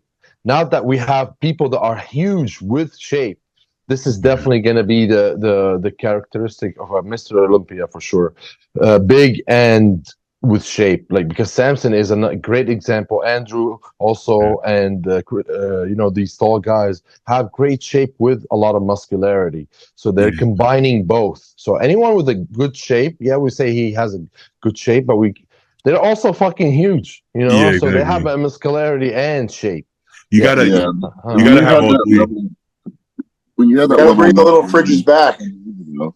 Gotta make a comeback. Mini fridges. Yeah, it's like Wiegand. Wiegand always had this shape, but he wasn't getting any calls because he had to get bigger and he had to get harder. So even when you do have the structure, you still have to have the size and condition. Even if you do have the size and condition, you can't fake the structure. But you gotta. I mean, look what Nick did. As the bigger Nick gets, he looks more balanced actually. So like Nick, he wasn't a victim of his genetics. He didn't look that good coming up. I remember early days, he didn't look very impressive, but as he got more muscle, you put in the right places, and he was able to create an illusion. So you just have to work with what you got. But at the top, genetics is going to play a huge role. Same way I was a really good basketball player, but guess what? When I started high school, I was 5'3". I ain't about to make varsity at 5'3". Yeah, but you're genetically gifted. Look in the mirror, baby. Listen, man, I was dunking at like 5'5". That is a gift, But if I was 6'5", boy, I wouldn't be on this podcast right now. My ass be in the NBA. But like Stu, you know what I'm saying, right? So like Stu, when you won USA's, because I saw your competition USA's, and it's like he got shape too, though. I feel like Stu does balance. You had complete balance. You know what I mean? There's nothing. You're not going to see that physique for someone turning pro, and you're going to say, "Oh, this guy lacked here. He lacked here." Dude, you were completely balanced. Yeah, like he was. that's genetics. You know what I mean? Versus someone, if someone just says, "Okay, they just force it," and maybe the guy has 0 legs, and maybe there was no. And he was ultra conditioned and he turned pro. It's like, is that person really going to really go far, in the pro ranks? That's just I want to clarify. I'm a fan of the Cinderella story that I build up in my head. Who doesn't look good at the beginning, but he makes the best of what he has, like a John Meadows or even Nick Walker, right? As I've gotten further into this sport, as like into the professionals and stuff, like I've really come to realize, and as I've talked to more guys like you, like at all levels, like everyone's doing pretty similar stuff as far as training and food and drugs. They're all working really hard, but like, I put on, so much more tissue than they have in the last couple of years. And I'm just like, this is so fucking unfair. Like you should be, making the same rate of progress, but it just doesn't happen. And it's not always the story. Sometimes people are cutting corners and fucking up. That happens, right? But like at a certain level, everyone's doing the same stuff, and it still doesn't happen. So like, and it's hard to admit that because you want to look in the mirror and be like, I'm here because I worked really hard and I did everything right.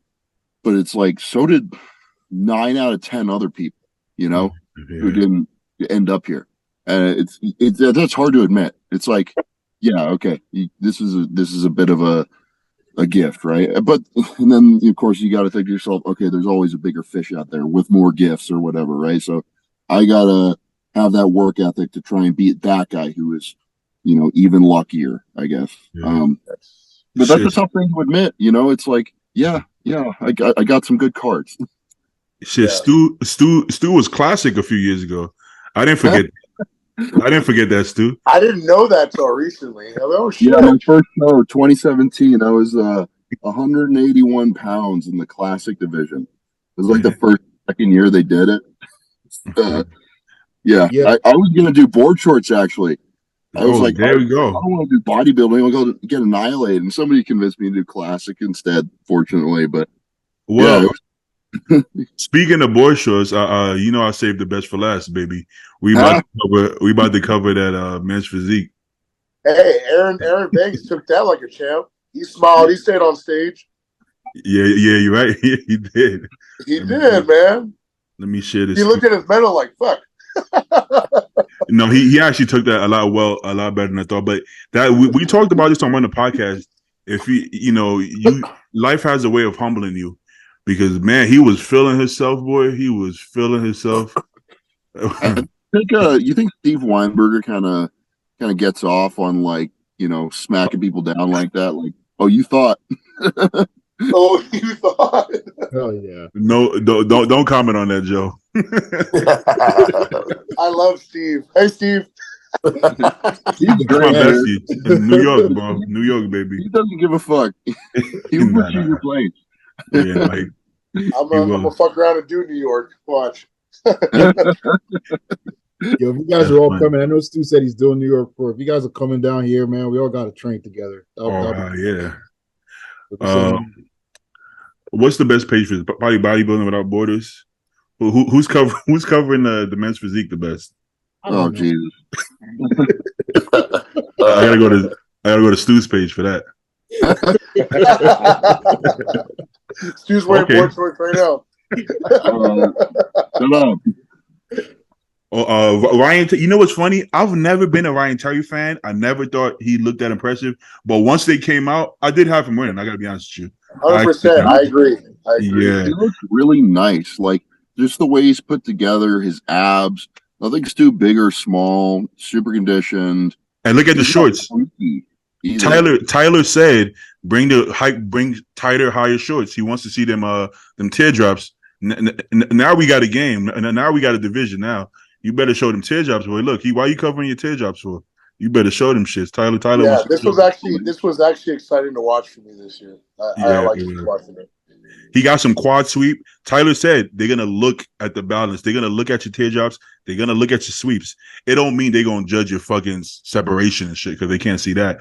But he listened, bro. You gotta look, bro. These judges, if you're competing at Olympia, you gotta listen to all this shit. They're not just talking out their ass. You gotta listen. What does he want? This is what he wants. I'm gonna give it. So you better come with some high shorts, some tight shorts, and show off what you got. Because Brandon does have legs. He just wasn't showing it, you know. So I also feel like with physique, right? Like you said, they're trying to make a clear delineator between the divisions. And I feel like Ryan is in that perfect spot where he's not overtly muscular, you know, he's got those like 3D delts and like he's just like he looks like a bodybuilder up top. He still has that kind of beach body, you know, that's a little bit just more peeled. So I'll be honest, I like the fact that they chose him. Like hopefully that kind of curbs the excessive top shelf that's happening, you know, within the physique division right now. I got to be honest. In the past, when I would see him win shows, I didn't see it. I was like, I really don't think he's impressive at all. But this one, I think he definitely earned this one. Well, he went from like 7th to 1st. Yeah. You know, he was staying in New York and training at Bev's for like 2 weeks before the Olympia. Good man. Like he was talking to Steve every single day. I bet. Smart, very very smart. It couldn't hurt. That's how you learn. I mean, you gotta. If you do what they tell you, they're gonna, you know, it'll show. And his back. He's been trying for so long too. Yeah, 9 years. It took him 9 tries, right? Deserves it, man. I remember from the bodybuilding.com days, dude. Like, how long you know? Bro, this man just hit a back double. Did you see that? I was and at the time when we were watching it, I told Paul, I was like, this guy's the only one who like had his own unique routine. Everybody else doing the same shit. But I don't like this shit when they do this.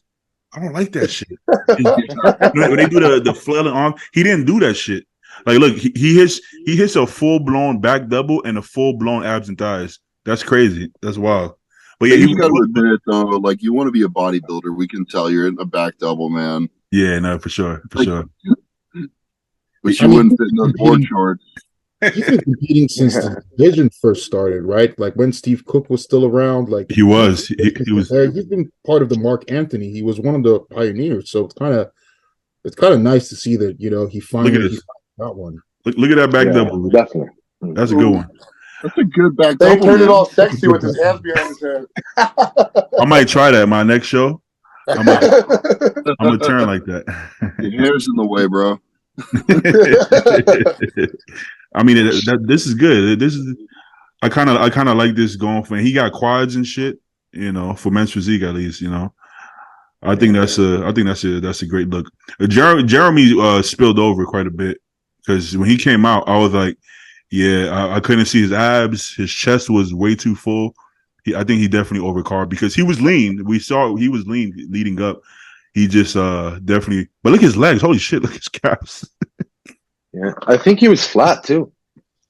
I mean, he could be both. If you take enough diuretics, and that could happen. You can always tell from the face who took diuretics. Yeah, you can. I was saying maybe that's what happened. Maybe he took diuretics to the point where he tried to fill himself up, and then. Well, he got the best lower body. It looks like because his fucking legs. Yeah, his legs are bigger than his upper body. With Tony here, or are they not cool anymore? They're not cool. They're not friends. Okay. They're not friends. He burned a lot of with earlier. Yeah, he did. He Well, was. does, bro. Honestly, the last time I saw him at Golds, he's like a different person. I believe he really is a new man. I don't think he's pretending.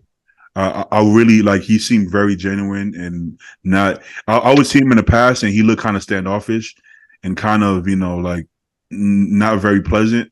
But his whole demeanor. He actually came up to me, which is the craziest part. He came up to me. He was like, "Yo, I saw you at USA's. That was a good routine." Bro, old Jeremy would never come up to some random guy and say that. You know, and then he was just super cool the whole time. So I think he's definitely turned a whole new leaf, and I like seeing people change for the good, and I do believe in second chances because we're not fucking perfect, man. Is he religious now? He is actually that's the Dude, key. I mean, say what you want about like religious folks. I think they're great, but like so many people that used to be shitheads are not shitheads anymore when they found Jesus. Always, Sometimes they get a little annoying, but that's fine. as long as it works for you, and as long as it's genuine, and you're not trying to, exactly. Unfortunately, some people try to use religion to hide the fact that they're just a dick. But I do believe that he's reformed, man. He seemed genuinely happy to be up there. He wasn't mad that he didn't place the top 5 or whatever the case is. I thought Brandon, I don't think he looked as impressive as I've seen him in the past. I got to be honest with you. I don't think he was pretty well, bro. But his back is pretty crazy. I will say. Look at that Christmas tree. That's pretty impressive. They want to be bodybuilders, you can tell. they're like mimicking some poses here and there. But we talked about genetics, right? I do believe some of them can. I think he probably could have if he bodybuilded earlier. But I do think some people can't put on, because I know some physique guys who I've seen their cycles and I see their diet and training. I'm like, you should be a lot bigger, but you're not. Yeah. So, but I don't think he's one of them. I actually do think he has the genetics to grow. I just don't think he's doing it. He might, because this is his last physique show. You just want to do it a little earlier, I think. But he probably could add another 20 pounds. I like to chirp about this division and stuff, but I don't really dislike him or anything. I just think it's a little funky. I think it would be so cool to look like that, when you're like retired from bodybuilding, drop 50 pounds off of yourself, just be shredded all the time, work out, but don't train fucking insane. And just look like incredible, I think you're right, though. I think everybody wants to be bodybuilders, technically, even if they don't admit it, because I know people be like, nah, fuck that. I don't want to be that big. I feel like people say that, but a lot of people, I don't think, really mean it. Well, I think some people being this big is fucking terrible, like 23 hours of the day. Mm-hmm. We all know that. Yeah. But, I mean, boy, that 1 hour, whew. Fucking animal. Yeah. Something else. Okay, so we covered all the classes that we know anything about. So no bikini, no wellness. So now we're gonna get into the juicy stuff. The bodybuilding. Yeah, but we're gonna do the amateur Olympia now. So Oh, so that's the real. Actually, Randy got his card. I actually have. I had Brandon coming on, but he got stuck in traffic, and I didn't tell him. That looked great for the first fucking time. He finally nailed his. Where can I find? I never met him before North Americans, and you see on Instagram people have like such a different persona. Yeah. And I met him for the first time. I'm like, wow, he's such a nice guy. Because me coming to North Americans, I felt like I'm still one of the new guys, right? And I felt like he's been established, so he kind of knew people and stuff. Yeah. I talked to him, and I was like, wow, he's such a really. I didn't expect him to be so nice. You talking about Brandon? Brandon Barrow, yeah. Yeah, well, that's after I humbled him at the USA's. Because he wasn't talking to fucking nobody. Really? I was waiting for you to say something. I was like, wait, last year, head to toe. And he wasn't talking to anybody. Oh, and then, what happened. You remember, Bitey, you were there. I was there, yeah. He looked big as fuck in that t-shirt. He looked big. I was a little worried. I didn't know what the fuck was going on. No, but let me actually pull up Brandon. He was actually supposed to come on, but he's stuck in traffic, and he was asking who's gonna be on, but I didn't want to tell him because I didn't want to tell him Stu was gonna be on. He would have been like, I'm late. He would have been, I can't make it today. I'm sorry. So I didn't tell him he was gonna be on, but he probably suspected he was gonna be on. No, this was his best though. He just, I mean, I pretty much think he just needed to come in harder, pretty much, and he did that. Yeah, he got harder for sure. I don't know if there's something like I remember like he made some YouTube video like last year before the USA we did together, and he mentioned that he had like a bicep injury or some impingement in his shoulder or something, and I wonder if that's still an issue because his arms are smaller than they used to be. I could say that. Like I mean, they were big last year at the USA's. They were. Was that last year? That was only last year. Yeah, damn. It was just over a year ago now. Wow, a lot has happened in the fucking year. Yeah, man. Holy shit. Tell me. But I saw Trey was shredded a few days ago, and then he was just spilled, bro. Yeah. Trey. Yeah. I'm not sure. I talked to Blue coaches him. I talked to Blue about it. So Trey's fucking tall, right? He's really tall. I think he's like 6'1", 6'2". Like they wanted to bring him in really full because he'll look kind of stringy if he's not filled out. Which, yes, you can see here he is very full, but like he had some stomach control issues, and again, like he ended up getting a little spilled. Well, what he really needs to do is like add even more muscle, and then he doesn't have to push the carb up so hard, potentially spill like he does here.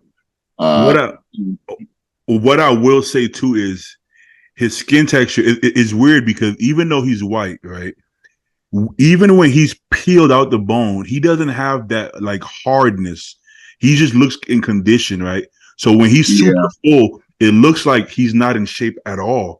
It looked like he's not remotely in shape, which knowing his body, I know he's not out of shape. I know he's spilled, but it makes it look like he has body fat on, right? Because at USA's, as peeled as he was, he didn't look like super hard. He just looked lean. So if you push his so if you carb him up, he's gonna look like he didn't diet. It's like my physique, right? Like even when I'm in shape, I'm not gonna look like super hard and grainy. So I always have to be flatter.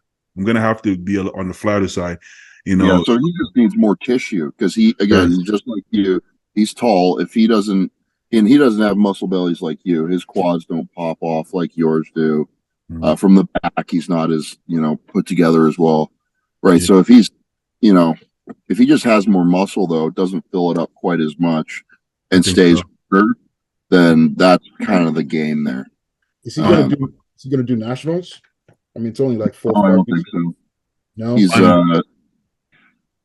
got to put on enough more tissue that he'll not need another year or so. I mean, keep in mind though, he did put on 25 pounds. He did. Yeah. Well, the USA's. Like even taking out his height, right? You can see people maybe only get up to 270, right? And then be able to compete at 250, 240 and be ready. But people like him or me that actually have to lose a little bit of tissue just to get super peeled have to be so heavy. And everybody's like, why do you have to be over 300 pounds?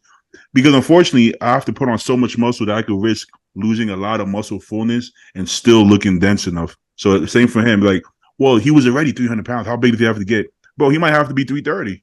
It's just his body because he's going to lose a little bit of that muscle fullness or some tissue just to look as peeled as somebody else who doesn't have to do that. But it is what it is. He had a challenging prep, he had rhabdo, he did. Yeah, he did have rhabdo. It's like he did get it back on track though. So I mean, it was just like there's just not enough there yet still, especially in the back.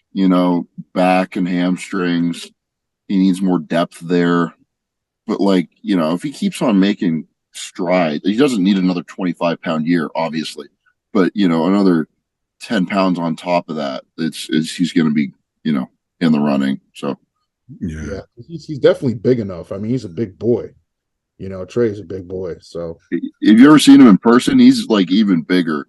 He's tall. Like the height does not translate on the internet. He's gigantic. Like you know who's like that too a little bit. Nate Spear. Nate Spear looks short on internet. Yeah, he's a big dude. He's almost my height. I think Nate is like 5'2". Nate's tall, dude. Yeah, he looks short, and he's actually bigger than he looks too.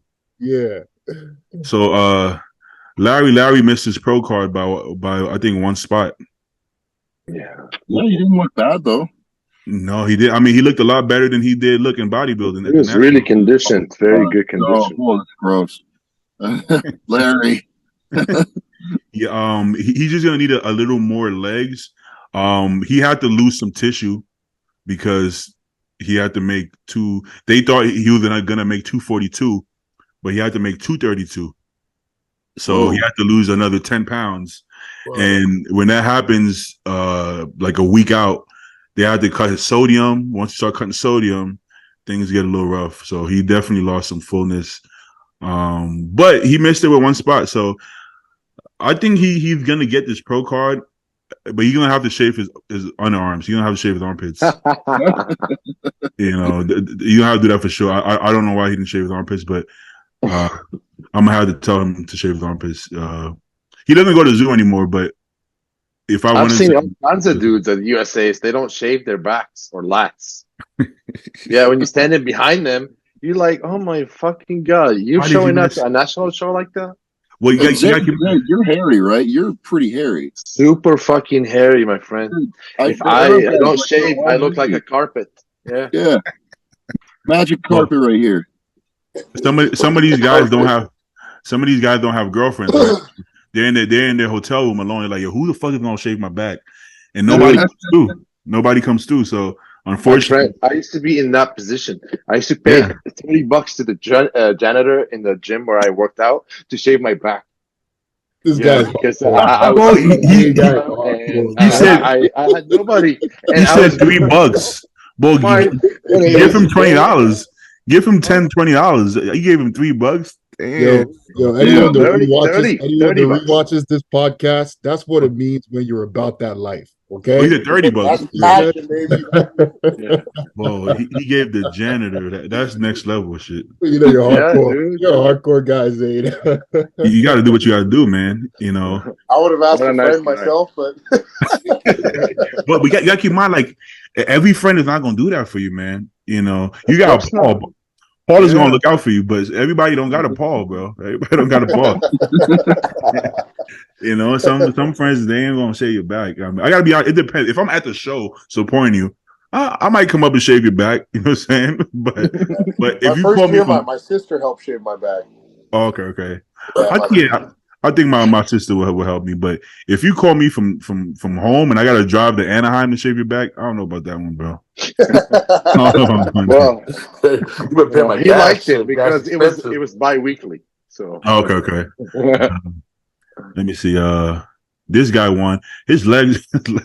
How do you make the weight with those legs? He's Nigerian too. He was a North Americans actually. Oh yeah. Yeah. I saw him North Americans. We Nigerians in your legs, bro. Yeah, we talked for a little bit. I was actually trying to get him with Andrew because in North Americans, his posing, he just had problems with his posing, but he came in good. Like I can show you his profile if you want to take a look at him. Yeah, what's his profile looking like? And how come I can't see the caption on this? Yeah, I don't know what it is. EJIKE. EJIKE. Yeah, there he is. Yeah, because North Americans, he looked good when I saw him. You know, it was just his posing was a little bit off. Is North Americans? Yeah, this North Americans. His posing was you know. Oh no! Oh hell no! Yeah, it was a little questionable, you know. And that's not gonna do it. Oh, chill. That's not getting the job done. That's not getting. Well, he was doing a semi truck fucking turn. Oh, he's a little off. Look at the leg. Fixed, you know. He's trying to gain his sweep. You can't see his sweep. You know the way he's posing. You can't. Oh, bro, nah. Holy, Yeah. he did That this is hard to watch. doing this. That is really hard. Damn. Well, he can't say he's a little off. Shit, he's being nice. Yeah, okay, you're nice to your kind. This He is got my a only one. hope. This is my only hope. Back against double is Nigerians. decent. I mean, No, the back double could have been great, but he wasn't showing his lats. Yeah. He was, he was hiding his lats. The Damn. posing the posing was bad. So I'm glad that Holy he fixed shit. all that. I didn't see the posing in amateur, but I'm guessing if he took the overall, I'm sure he fixed all this stuff. So congrats to him for, because that physique at that level to turn pro, it's about fixing this, and amateurs that are watching, posing matters. Like if you want to turn pro, you gotta look like one. You gotta present your physique like one. So for him, he had the body, but he just didn't know how to present it properly. Look at his face, bro. Look his face. You see that face he made? Well, congrats, but this posing, man, you should have pinned this, bro. Hey, we all start somewhere. Can't be laughing at him like that. But I mean, but he has an amazing physique. Congrats to you, bro. Congrats. Congrats congrats, my guy. You look amazing. Honestly, can you show us the newest video of him posing? Yeah, is that a video or no? Oh no, he didn't do him justice. He didn't get the HD footage for the new one. Yeah. Damn, he only got 11 posts. Yeah. Shit. Damn. Oh, he needs. Man is humble. The man of few words.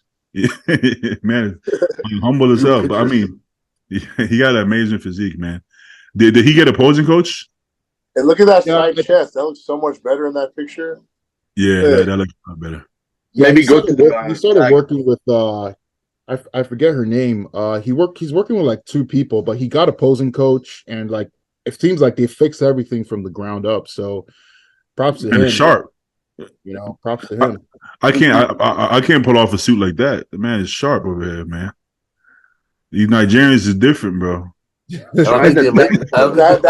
suit told me he has 2 phones. I don't think they make him with 300 pounds either, baby. You're screwed. Yeah, you're right. Oh man. Did we cover everything? Let me see. Oh, Arnold. Arnold is a savage. How you release this on the fucking day of the show? Yo, we're not gonna be charging for all our shit. He had to have been watching that live stream then. He had to have been watching. He just got pissed, and he was just like, "I'm just gonna announce it right now." What's that guy? Who that guy that passed away? His business partner. Once the guy that he didn't want to raise the prize money because I can't remember the guy's name, but once that guy passed away, Arnold don't know how to act. He don't give a fuck no more. He's trying to like overcome the Olympia at this point. He's trying to outdo them at this point. He don't give a fuck. He's just like whatever it takes. He's carrying Joe Weider's vision. You know what I mean? Like he's carrying Joe Weider's vision. So sometimes I feel like that vision has gone astray. And he's one of the guys that are still around that have that kind of influence that know the vision that was set in the very beginning of when this whole thing started. So I'm not mad at it, man. I'm not. Hey, Arnold was happy about Derek winning. That's for a fact. Yeah, he was. Oh yeah, I'm sure. Yeah. Oh, we got Carol. He's gonna represent better. We keep forgetting about that. It's a factor, I'm sure. There's a business to it, like and that's what I was saying. I don't know if you guys saw that interview with RX Muscle and Kevin Levrone. But Kevin was talking about how Joe Weider, told him why he couldn't win, and he basically said that I can put Sean as a winner, and I'll still make the same amount of money.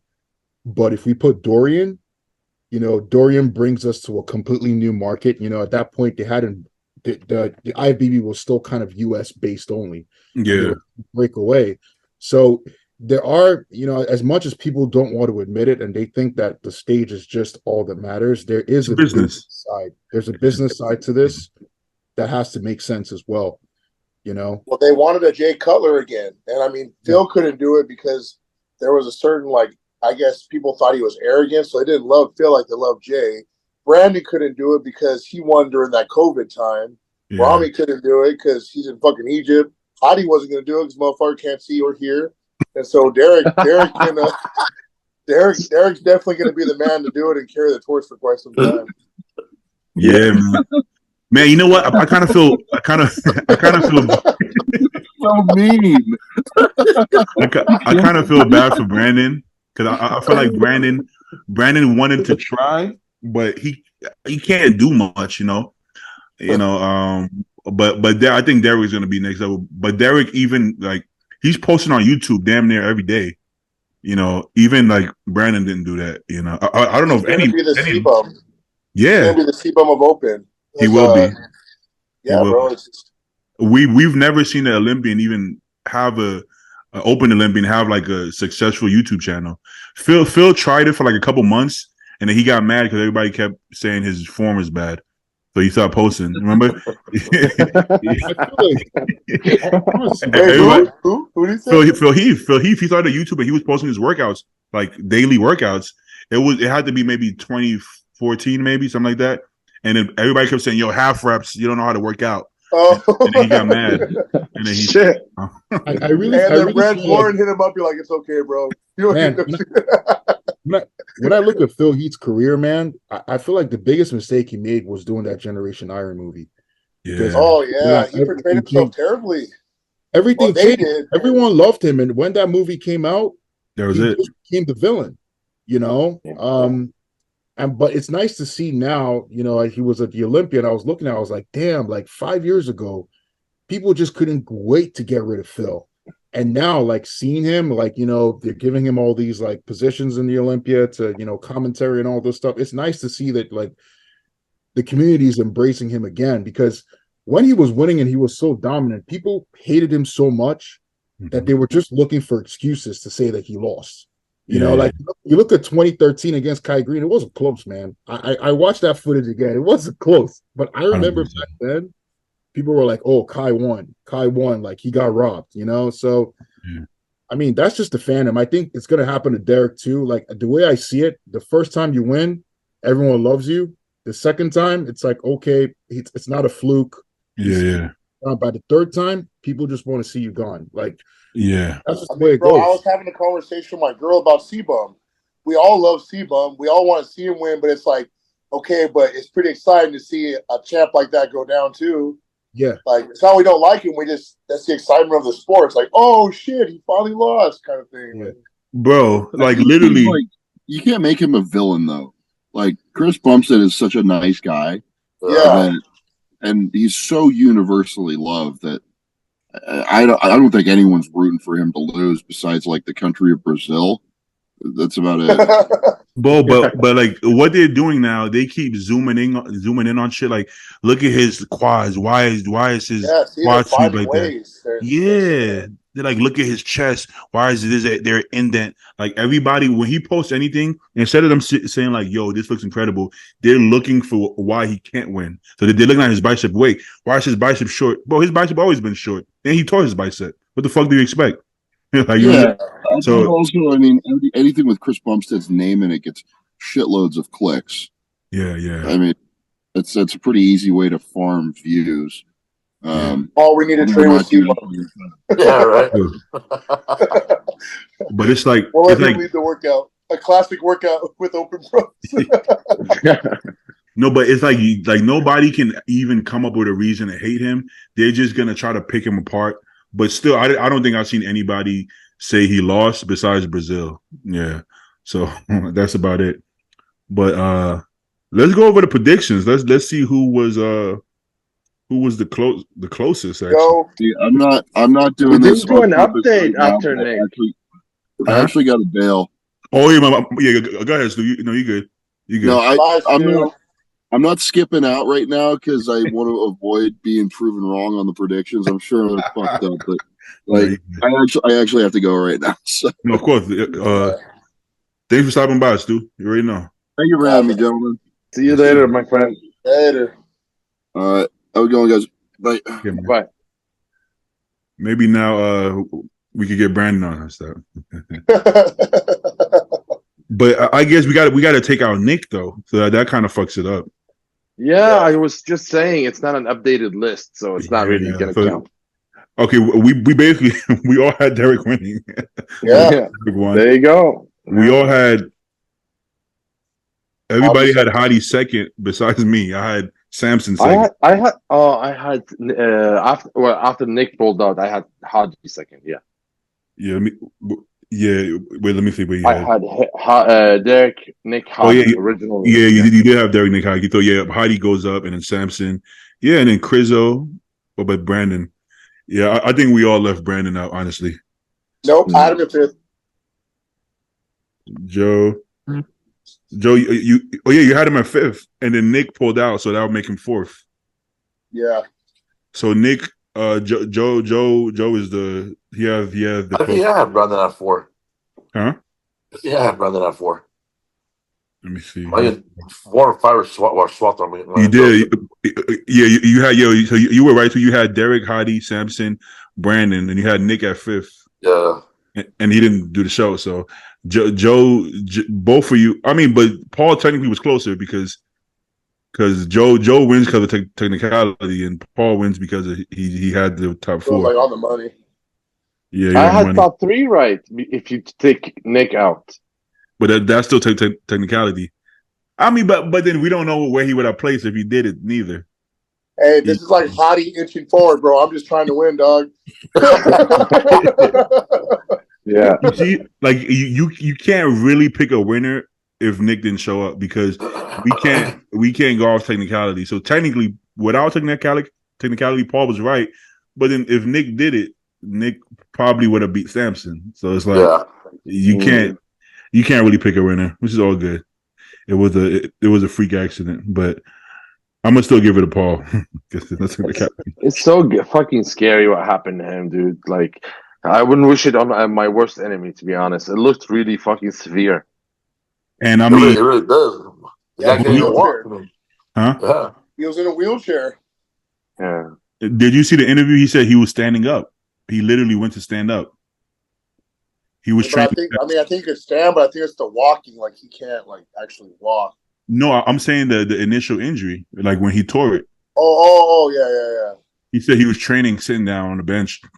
Then he stood up. He heard like a Velcro, and then he thought nothing of it. He like, shit like that happens sometimes. You feel something, it's not a big deal, and it just kept getting worse. That's horrible, man. That's fucking. Wait, horrible. So it didn't happen during an actual movement? It happened to him just getting up?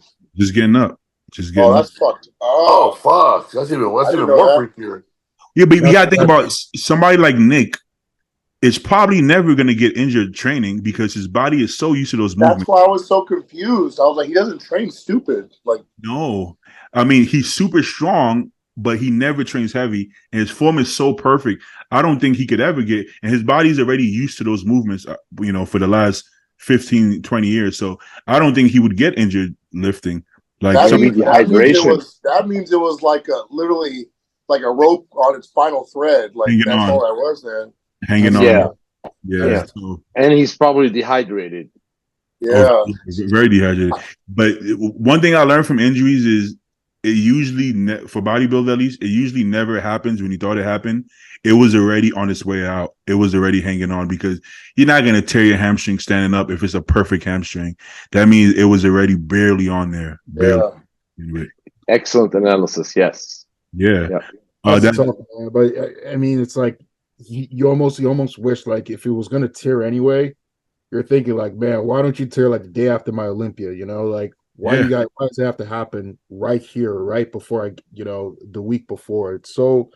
I felt so bad for him because when you see his face, and people was pointing a camera at him, you could just tell he didn't want to be there. It's like, I don't want to be there. Especially when Bob Ciccarello kind of gave him a shout out. Yeah, you could see it. Fuck, that fucked me up too. I felt so bad for him. So bad for him. That's how. Dude, when he told us all do the interview that on the camera, or whatever, when that happened, and he was crying and shit. I mean, it hit me, bro. I just thought of damn. Yeah. I mean, he has to be going through, Yo, the stupidest shit ever is in the comments. Some people were like, "Oh, you should have pushed through it." What? What are you talking? But we're talking about Nick Walker. We're not talking about Elliot Derman. Oh my god! Oh fuck! we talking about Nick Walker, but Nick would have done that show if he was on a stretcher. He literally couldn't. So his one leg was so fucked up that the other leg started cramping up, and he couldn't flex either leg. He couldn't walk. How the fuck are you gonna do the show? And then why would you do the show with a fat, inflamed, watery hamstring? You're not gonna place. And you know what? He's gonna be guaranteed a special invite. I can guarantee you that he'll get a special invite. I think so. You should get one. I mean, it's very hard to come back from this. Dude. So hard to have one leg Olympia size, top 3, and the other leg is going to shrink drastically. And I don't think you can make it by next year in terms of imbalance. But you know what, though? A hamstring tear, if you tear the hamstring and once it's reattached, it actually looks better. It does. It does. Yeah. Because Chris Bumstead has a hamstring tear. Yeah. I don't think Nick is gonna get any surgery at all because he tore the other one and he left it alone, and that looks better too. Actually, he's torn one before. Yeah, he did. He does. Yeah. He did. Yeah. Oh, wow. But it looks fine. It looks fine. I mean, as long as the shit didn't shrivel up and go into your glutes, I think it looks better if anything. Yeah, he tore it you could tell it's from the bottom to the middle. Yeah. Like Chris tore it from the top to the middle. Yeah. So I mean, I think it's even better where Nick tore it. I think it looks great. Like you seen Larry posing that torn bicep, and it looked better. It looked better from where his arm's up, where his arm's down. It looked good. Yeah, I was gonna say like maybe from there, man. Yeah, for one shot. He was jacked up, dude. One thing he can do, he can't hit the crab most muscular. But when he does the vacuum, the what you call it, favorite classic pose, he purposely uses the deformed arm because it gives him a peak. You know what I'm saying? But I give him too much peak. Maybe he should use the other arm. His peak was peaking. Yeah, his peak was. He had the Scott Steiner shit going on. But I think we've been going on for like 2 hours now. So if I'm not careful, I'm gonna start going hypo. Yo, speaking of hypo, something weird happened the other day, bro. I was shocked. I came out the shower and I felt hypo, and I was like, "What the fuck?" And I checked my blood sugar, and it was 51. Oh shit! Yeah, but granted, this is my health phase, right? So I'm on 2 IUs of GH, and obviously no insulin. I'm like, and I just had my post-workout shake that had about 90 carbs. I'm like, why the fuck is my blood sugar so low, bro? But that happened only one day. It didn't happen again. So I'm like, how the fuck could that? What do you thought? It didn't make it. Huh? I was gonna say, are you lightheaded? But if you test your blood sugar, then it doesn't matter.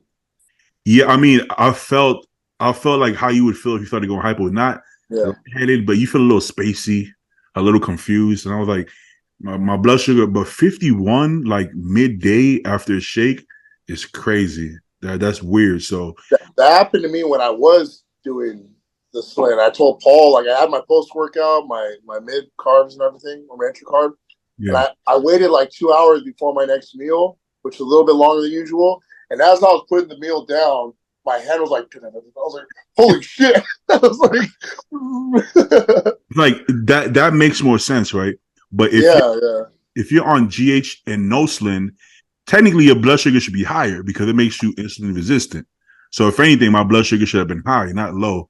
So I'm like, that's a little weird. But if it didn't happen again, so I'm like, maybe I'm gonna get my blood work done probably this week because this will be my last week, or it should be my last week of the health phase. But that was a little weird. I'm somebody who has lower blood sugar than higher though. So I like my blood sugar, it never gets high, right? I could have fucking a whole pizza and ice cream and it'll be within range.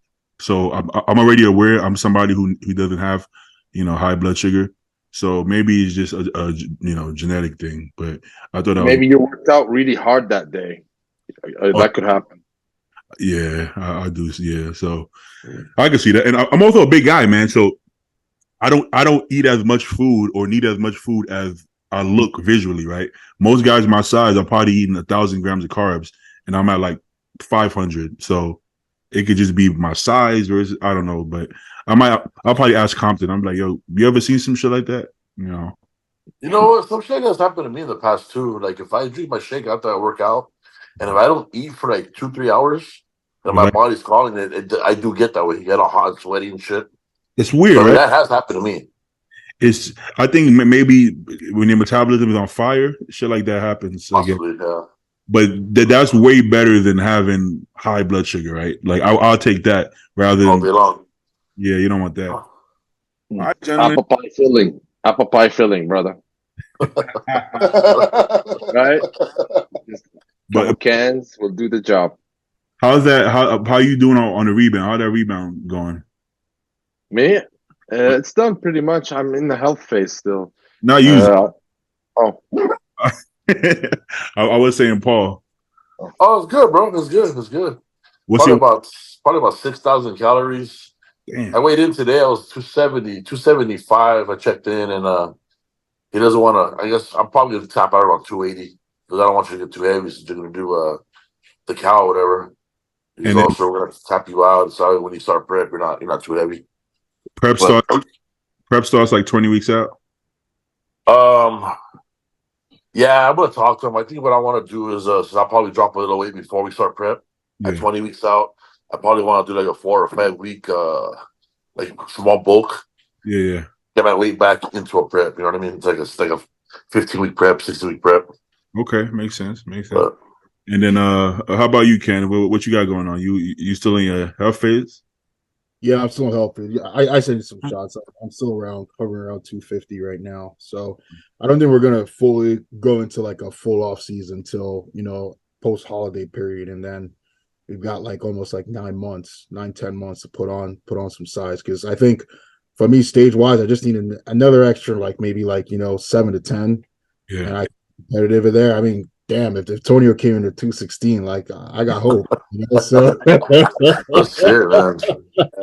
That's what I'm saying, bro. Go on, man. do you have any shows picked out? I'm gonna do New York Pro in 25, not 24. So I'm gonna say Stu's gonna do New York Pro this year, but yeah. I thought about doing it, but I want to do mine in Cali. Yeah, you know when you turn pro and starting, you got to win your hometown. You know what I mean, or you show out there. But when I'm in my 25 season, my rookie season, I'm definitely going to do at least 3 or 4 shows. If I'm close, I'm going to try to make it to the O, man. I don't care if I come dead last. I'm going to try and make it to the O. So, like the way I look at it is nothing is promised. We don't know if you don't know if you're going to be able to do this for the next year, next 5 years. You don't know. So it's like. I don't believe in waiting like that. Like, I feel like too many people take way too much time, like 2-3 years off. I mean, if you need it, like if you need 20 pounds of tissue, yeah. But if you need 5 pounds of muscle, I don't believe in taking all these years off. And a lot of people take years off and don't even make that much progress because they kind of turn it off. They kind of just chilling and if you stay in off season way too long, I think you burn out. You fall out of it, and you fall out of it, man. To get back into that prep mindset, if you get away from it for too long, sometimes it's hard to go back. 100%. And like Zayd said, this is the best time for if you're not like like Joe, man, you've got all the size in the world, like to rock with anyone. So if you're not at that size, as a smaller sized guy, this is kind of the best time to actually be a pro, starting out. So I feel like in 25, I could definitely be competitive. Like if I go to like Tampa or one of the smaller shows, not Texas, but like Tampa or something, I definitely think I could make first call outs. So that's the goal. We'll see what happens. We've seen a couple of guys take like 2 years off, right? Yeah. I think pretty sure Carlos did it. Justin Shari did it, right? And they looked maybe, I don't know, 5 pounds, 6 pounds heavier. And then you got Samson, who's done 10 shows in the last year, and he's gained 30 pounds of stage weight, right? Yeah. So it's like you don't necessarily need to take. It doesn't mean you're gonna gain more muscle by taking 2 years off. I think Joe would. I think if Joe took 2 years off, he would gain. Joe, Joe could start right now for 24. Good. No, you know what? I was telling Paul because this show I'm doing, is actually the smallest time frame I've ever given myself between shows. Mhm. I've never taken any shorter than a year. Like so for this one, I've actually been more disciplined. Like you asked Paul, like I'm not getting fat like I normally do. I'm like sticking on the plan because in my head I'm like, I only have this much time to improve compared to like, oh, I have plenty of time. I can fuck off here, fuck off there. So it kind of keeps me more disciplined, and I'm making better progress than I ever have, 100%. even compared to my last push. I pushed, but there was a small amount of that time where I started loosening up a little bit. And that's because you kind of get over it. Like you're like, fuck, man. Like I can only live this disciplined life for so long, but the drive of it being closer, I'm like, okay, I only have this much time, so 100%, bro. Like, granted, my first show ever was 2015, bro. But I would compete like 2 years later. I wasn't making the most out of that fucking 2 years, bro. I was partying, bro. Yeah. Like, yeah, I was getting my meals in, but that was bullshit. I made the most progress since 2020. The last 3 years, I've made more progress than I made in the 6 years before that because I'm actually competing. I'm actually being a bodybuilder, whereas bodybuilder was the afterthought. It's like, I'm just growing. Yeah, but are you really growing? You're growing a lot better when you see the competition. You're like, bro, Stu just beat my ass, right? Paul just beat my ass. Joe, basically everybody on the show just beat my ass. so, so I'm like, okay, I need to get better. If you're just sitting around looking, you on your couch eating a burger, like I could beat that guy, or I'll beat that guy. You think you could, motherfucker, but you got to step up there to actually see the competition and look at them. Be like, yo, what the fuck is Joe doing? Okay, Joe and Paul, they working at that Fit Nation. It makes you work harder. You know what I'm saying? That's why Zayd keeps improving because Zayd was always competing and actually trying to outdo himself and his competitors at all times. If Zayd was just sitting at home bulking for the last 6 years, Zayd wouldn't, you know what I'm saying? Zayd wouldn't be where he's at because he would just be sitting eating. And then it's funny you say that, dude, because all this time I was criticized for not doing a long off season. They always called me small or classic physique, which is fine. But I literally outworked people. Like I've known people that have tried to get a pro card for 12, 14 years and they're still trying. So just because you're consistent more than them, you can probably get it faster. And it's just because you did more shows, not because you're necessarily are a better person or better bodybuilder, but you just did it faster, you know? Right. And that's why I'm taking a longer approach now because I did all that shit. And now it's time to hibernate. Definitely say 24 seasons though. I definitely would love us to all pick like a similar show. It'd be awesome to compete with you guys. I mean, by then, so yeah. Well, it'd be nice for us to all pick the same show and just me and Paul are doing Stu too. Stu together. Yeah, I don't want to compete with Stu. He could, No, it's gonna be Joe, Paul, and Stu, right? At the cow. Yeah. So you got three guys there. Zayd might as well jump in. Shit, get in there. Don't threaten me with a good time, man. I mean, off that motherfucker. It's very possible. I want to go 60 against mix Stu, of Halo, and I'm ready, brother. I saw him New York Pro, man. I saw Stu in the flesh, New York Pro. Bro. I don't want to go against Stu yet. No, it's funny though. That's so. Everybody that was telling me, Joe, after I won the Cal, Joe has 9 weeks USA's like, go do it, you'll get your pro card. And I was like, but I want to win the show. And I knew somebody like Stu was going to show up. I didn't know who Stu was until he won that show. Mm-hmm. And then I remember telling Paul, see, I would have lost. Like I would have won I think I would have won my heavyweight class pro card, but I wanted that title so bad. And I was like, this is where I got to be honest with myself. Will I win that? No, I won't. I have what it takes, I feel, but I don't have the size that it takes to beat someone like a Stu. Yeah. So, I mean, it is what it is. And I remember telling Beatty the same thing because Beatty thought I was crazy. But this time around, I'm like, okay, I'm not oblivious to how much size I have. I just want to refine it a little bit more. If I can do that, let the maturity kick in a little bit from the size that I did gain and the size that I did lose a little bit for trying to make heavyweights. Yeah. Okay, I think I have a fighting shot, Honestly, honestly, I just wanted Joe to do it so I could get Joe out the way, so he could move on. So the plot thickened. like I've said before, turning pro. This is where mentally I have this issue is because every show I've ever done, I compete to win. I mean, win overall. I've never not won overall. So it's like now coming into the pros, I mean, let's be real, you know, it's going to be really hard to win your first pro show as a pro debut. So it's very hard for me to wrap my head around the fact that, like, if I'm going into one of these pro shows, I'm not number 1 or to 3 that could potentially win it. You know what I mean? And that's where mentally I'm having challenges right now. Maybe after I put on, maybe on my off season, I'm sitting at 270. Maybe I start feeling a little bit more confident. But as of right now, that's where I'm having a lot of mental angst on this stuff. I mean, I needed eyes on me, and after I won USA's, I told my coach on the phone, I want you to tell me when I'm ready. I'm like, you're going to be honest with me. You see me better than I see me. I'm going to look at myself and all I see is flaws, and I'm never big enough. I'm never good enough. So I'm like, I don't want to waste time, but I also don't want to rush things either. So tell me when I'm ready, and I'll be ready. Like, that's fine. That's smart, man. You can't look at yourself super like unbiased, you know. Even when Stu won the USA's, I felt like Stu was surprised. Like we all once we saw him, we knew he was going to win. But I don't think he's looking at Brandon like, oh, I mean, like, you know, you can't see yourself for what you are. So I don't even think he could see himself, you know. But that's what you have to have an outside unbiased view of what you look like. So what Joe did was perfect. You have to ask somebody else. But if you ask yourself, you're gonna be like, I'm shit, or you're gonna be like, yo, I'm gonna beat everybody. And either one is probably wrong. You know what I'm saying? But I will say who you're asking matters. Exactly. Who you're asking very much matters.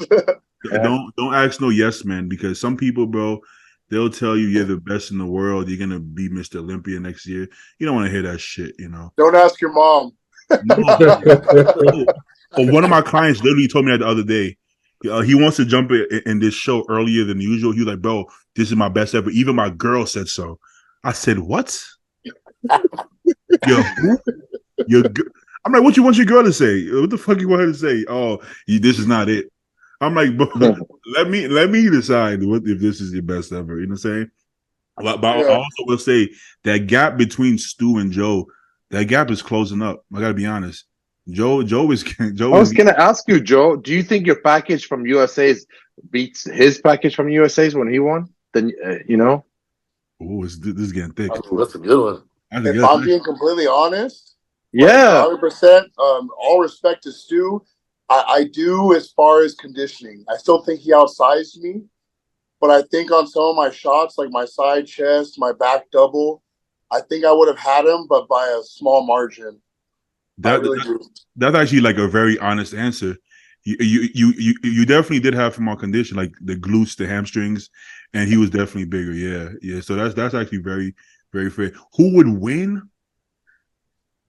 I mean, at the time of the show, I think Joe's conditioning is better, and that's what puts him on the top. That's why I honestly think I would have won. Stu's got, even then compared to now, like, he had the size on me. Like, still, I wasn't big enough. Like, he was 250, I think. Mm-hmm. And I just think my conditioning would have edged him out. That's it. I think it depends how they want to judge it. But I will say, I think come next year, I think the rate Joe is progressing, I think Joe has a really good chance. Doesn't mean you will or won't, but I think Joe has a really good chance. But I think it's going to be like a pretty close battle, because Stu makes progress pretty fast too. I told Paul that I purposely asked Stu if he was doing the cow, because I said, if I, God willing, I win my pro debut, I want to go against someone like Stu, who's he's not a rookie anymore, but he's done it, but he's still kind of fresh. But I see myself like, that's who I'm chasing right now, as far as where at the level I'm at. And I'm like, look, I'm not saying I'll beat him, but I have a chance based on what the finish looks gonna look like. Because I'm watching him and I'm going based on everything I'm seeing. Yeah. And so I'm like, okay, I have a chance. It's not definitive, but if I did, it's a fucking milestone. If it's close and I lose, that's still a fucking victory for me. You know? The battle of Mr. USA. I know, Mr. USA, the battle of Mr. USA. Beef stew against fucking chicken pot pie, bro. Fucking. What the fuck? That's gonna be a fun. I'm gonna be right there in the front row. Me and Ken and Paul gonna be on Zay too. We're gonna be in the front row, like, go. we gonna have to cheer for both of you guys. But Joe is from Cal, so I'm gonna have to cheer for Joe louder than himself. I'm doing the Cairo Pro, dude. Gonna win that fucking thing. The Cairo Pro. Oh man, that's best. No one goes. I do wonder if that's like if Stu's thinking, "Fuck, I'm gonna go against Joe. I gotta whip that ass," kind of thing. Like I want to hear it, you know. Yeah, I wish he was still on. You know, he's super like he downplays himself a lot. You know what I'm saying? So I feel like he would I feel like deep inside he has that confidence though. I just feel like he likes to downplay himself on purpose because he's sarcastic. He's sarcastic. Yeah. He knows he's good, man. He knows. Yeah, of course. Yeah. I think he has to. I think he could use even more confidence, but I think somewhere in there, I think he's still pretty confident, more so than he shows. I think he purposely downplays himself because he's funny. He's sarcastic. That's his thing, you know. Like 100%, bro. I swear to you. The other day, I was seeing his check-in posts, and I screenshotted it to compare to myself. He's smart. I swear, and I'm doing that. I'm saying, okay, he's on right now, fully blasted. I'm natty as can be right now for where I'm at. I'm like, you know what? I can't wait to compare those shots that he has going on right now for at the end of my my last push. So that's gonna be a fun battle. Joe versus Stu, the battle that you heard it here first. The Mr. USA is going heads up. The Mr. USA's. I always felt the USA caliber is better than national caliber. You see, Mr. USA's, they do better in their pro careers than national level guys. You know, usually, yeah. But to be honest, except man, Hunter is an exception. Yeah. Like that is true though. Like from history, but honestly, man, it don't even matter where you turn pro as long as you just do the work. You know, but I just wanted the title to put on a Cardillo belt, bro. I think it was cool. I mean, there's no better sounding title than Mr. USA. Mr. USA, yeah, because like Mr. North America, it doesn't sound as good, man. It does. It sounds good, bro. Like you know, like, you could literally get like a tattoo, right? Like right there, Mr. USA, like a tattoo. Yeah, you know. And realistically, it's the same shit. You just, if anything, your title's higher, bro. North America has Canada and fucking Mexico down there. It doesn't sound good, you know. It's just different, man. It's just, and like technically, nationals has a longer lineage of prestige, but nah, Mr. USA is just different, bro. Something about it. I don't know. It's something about that Mr. US title. It just, if you tell anybody, I'm Mr. USA, it just rings bells, bro. Put this shit on your license plate, you know, Mr. USA.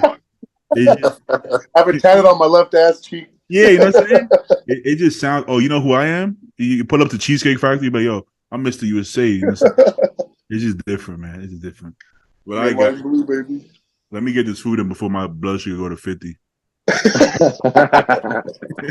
All right, guys. Later. Nice. It's a good one. Have a good one, you guys.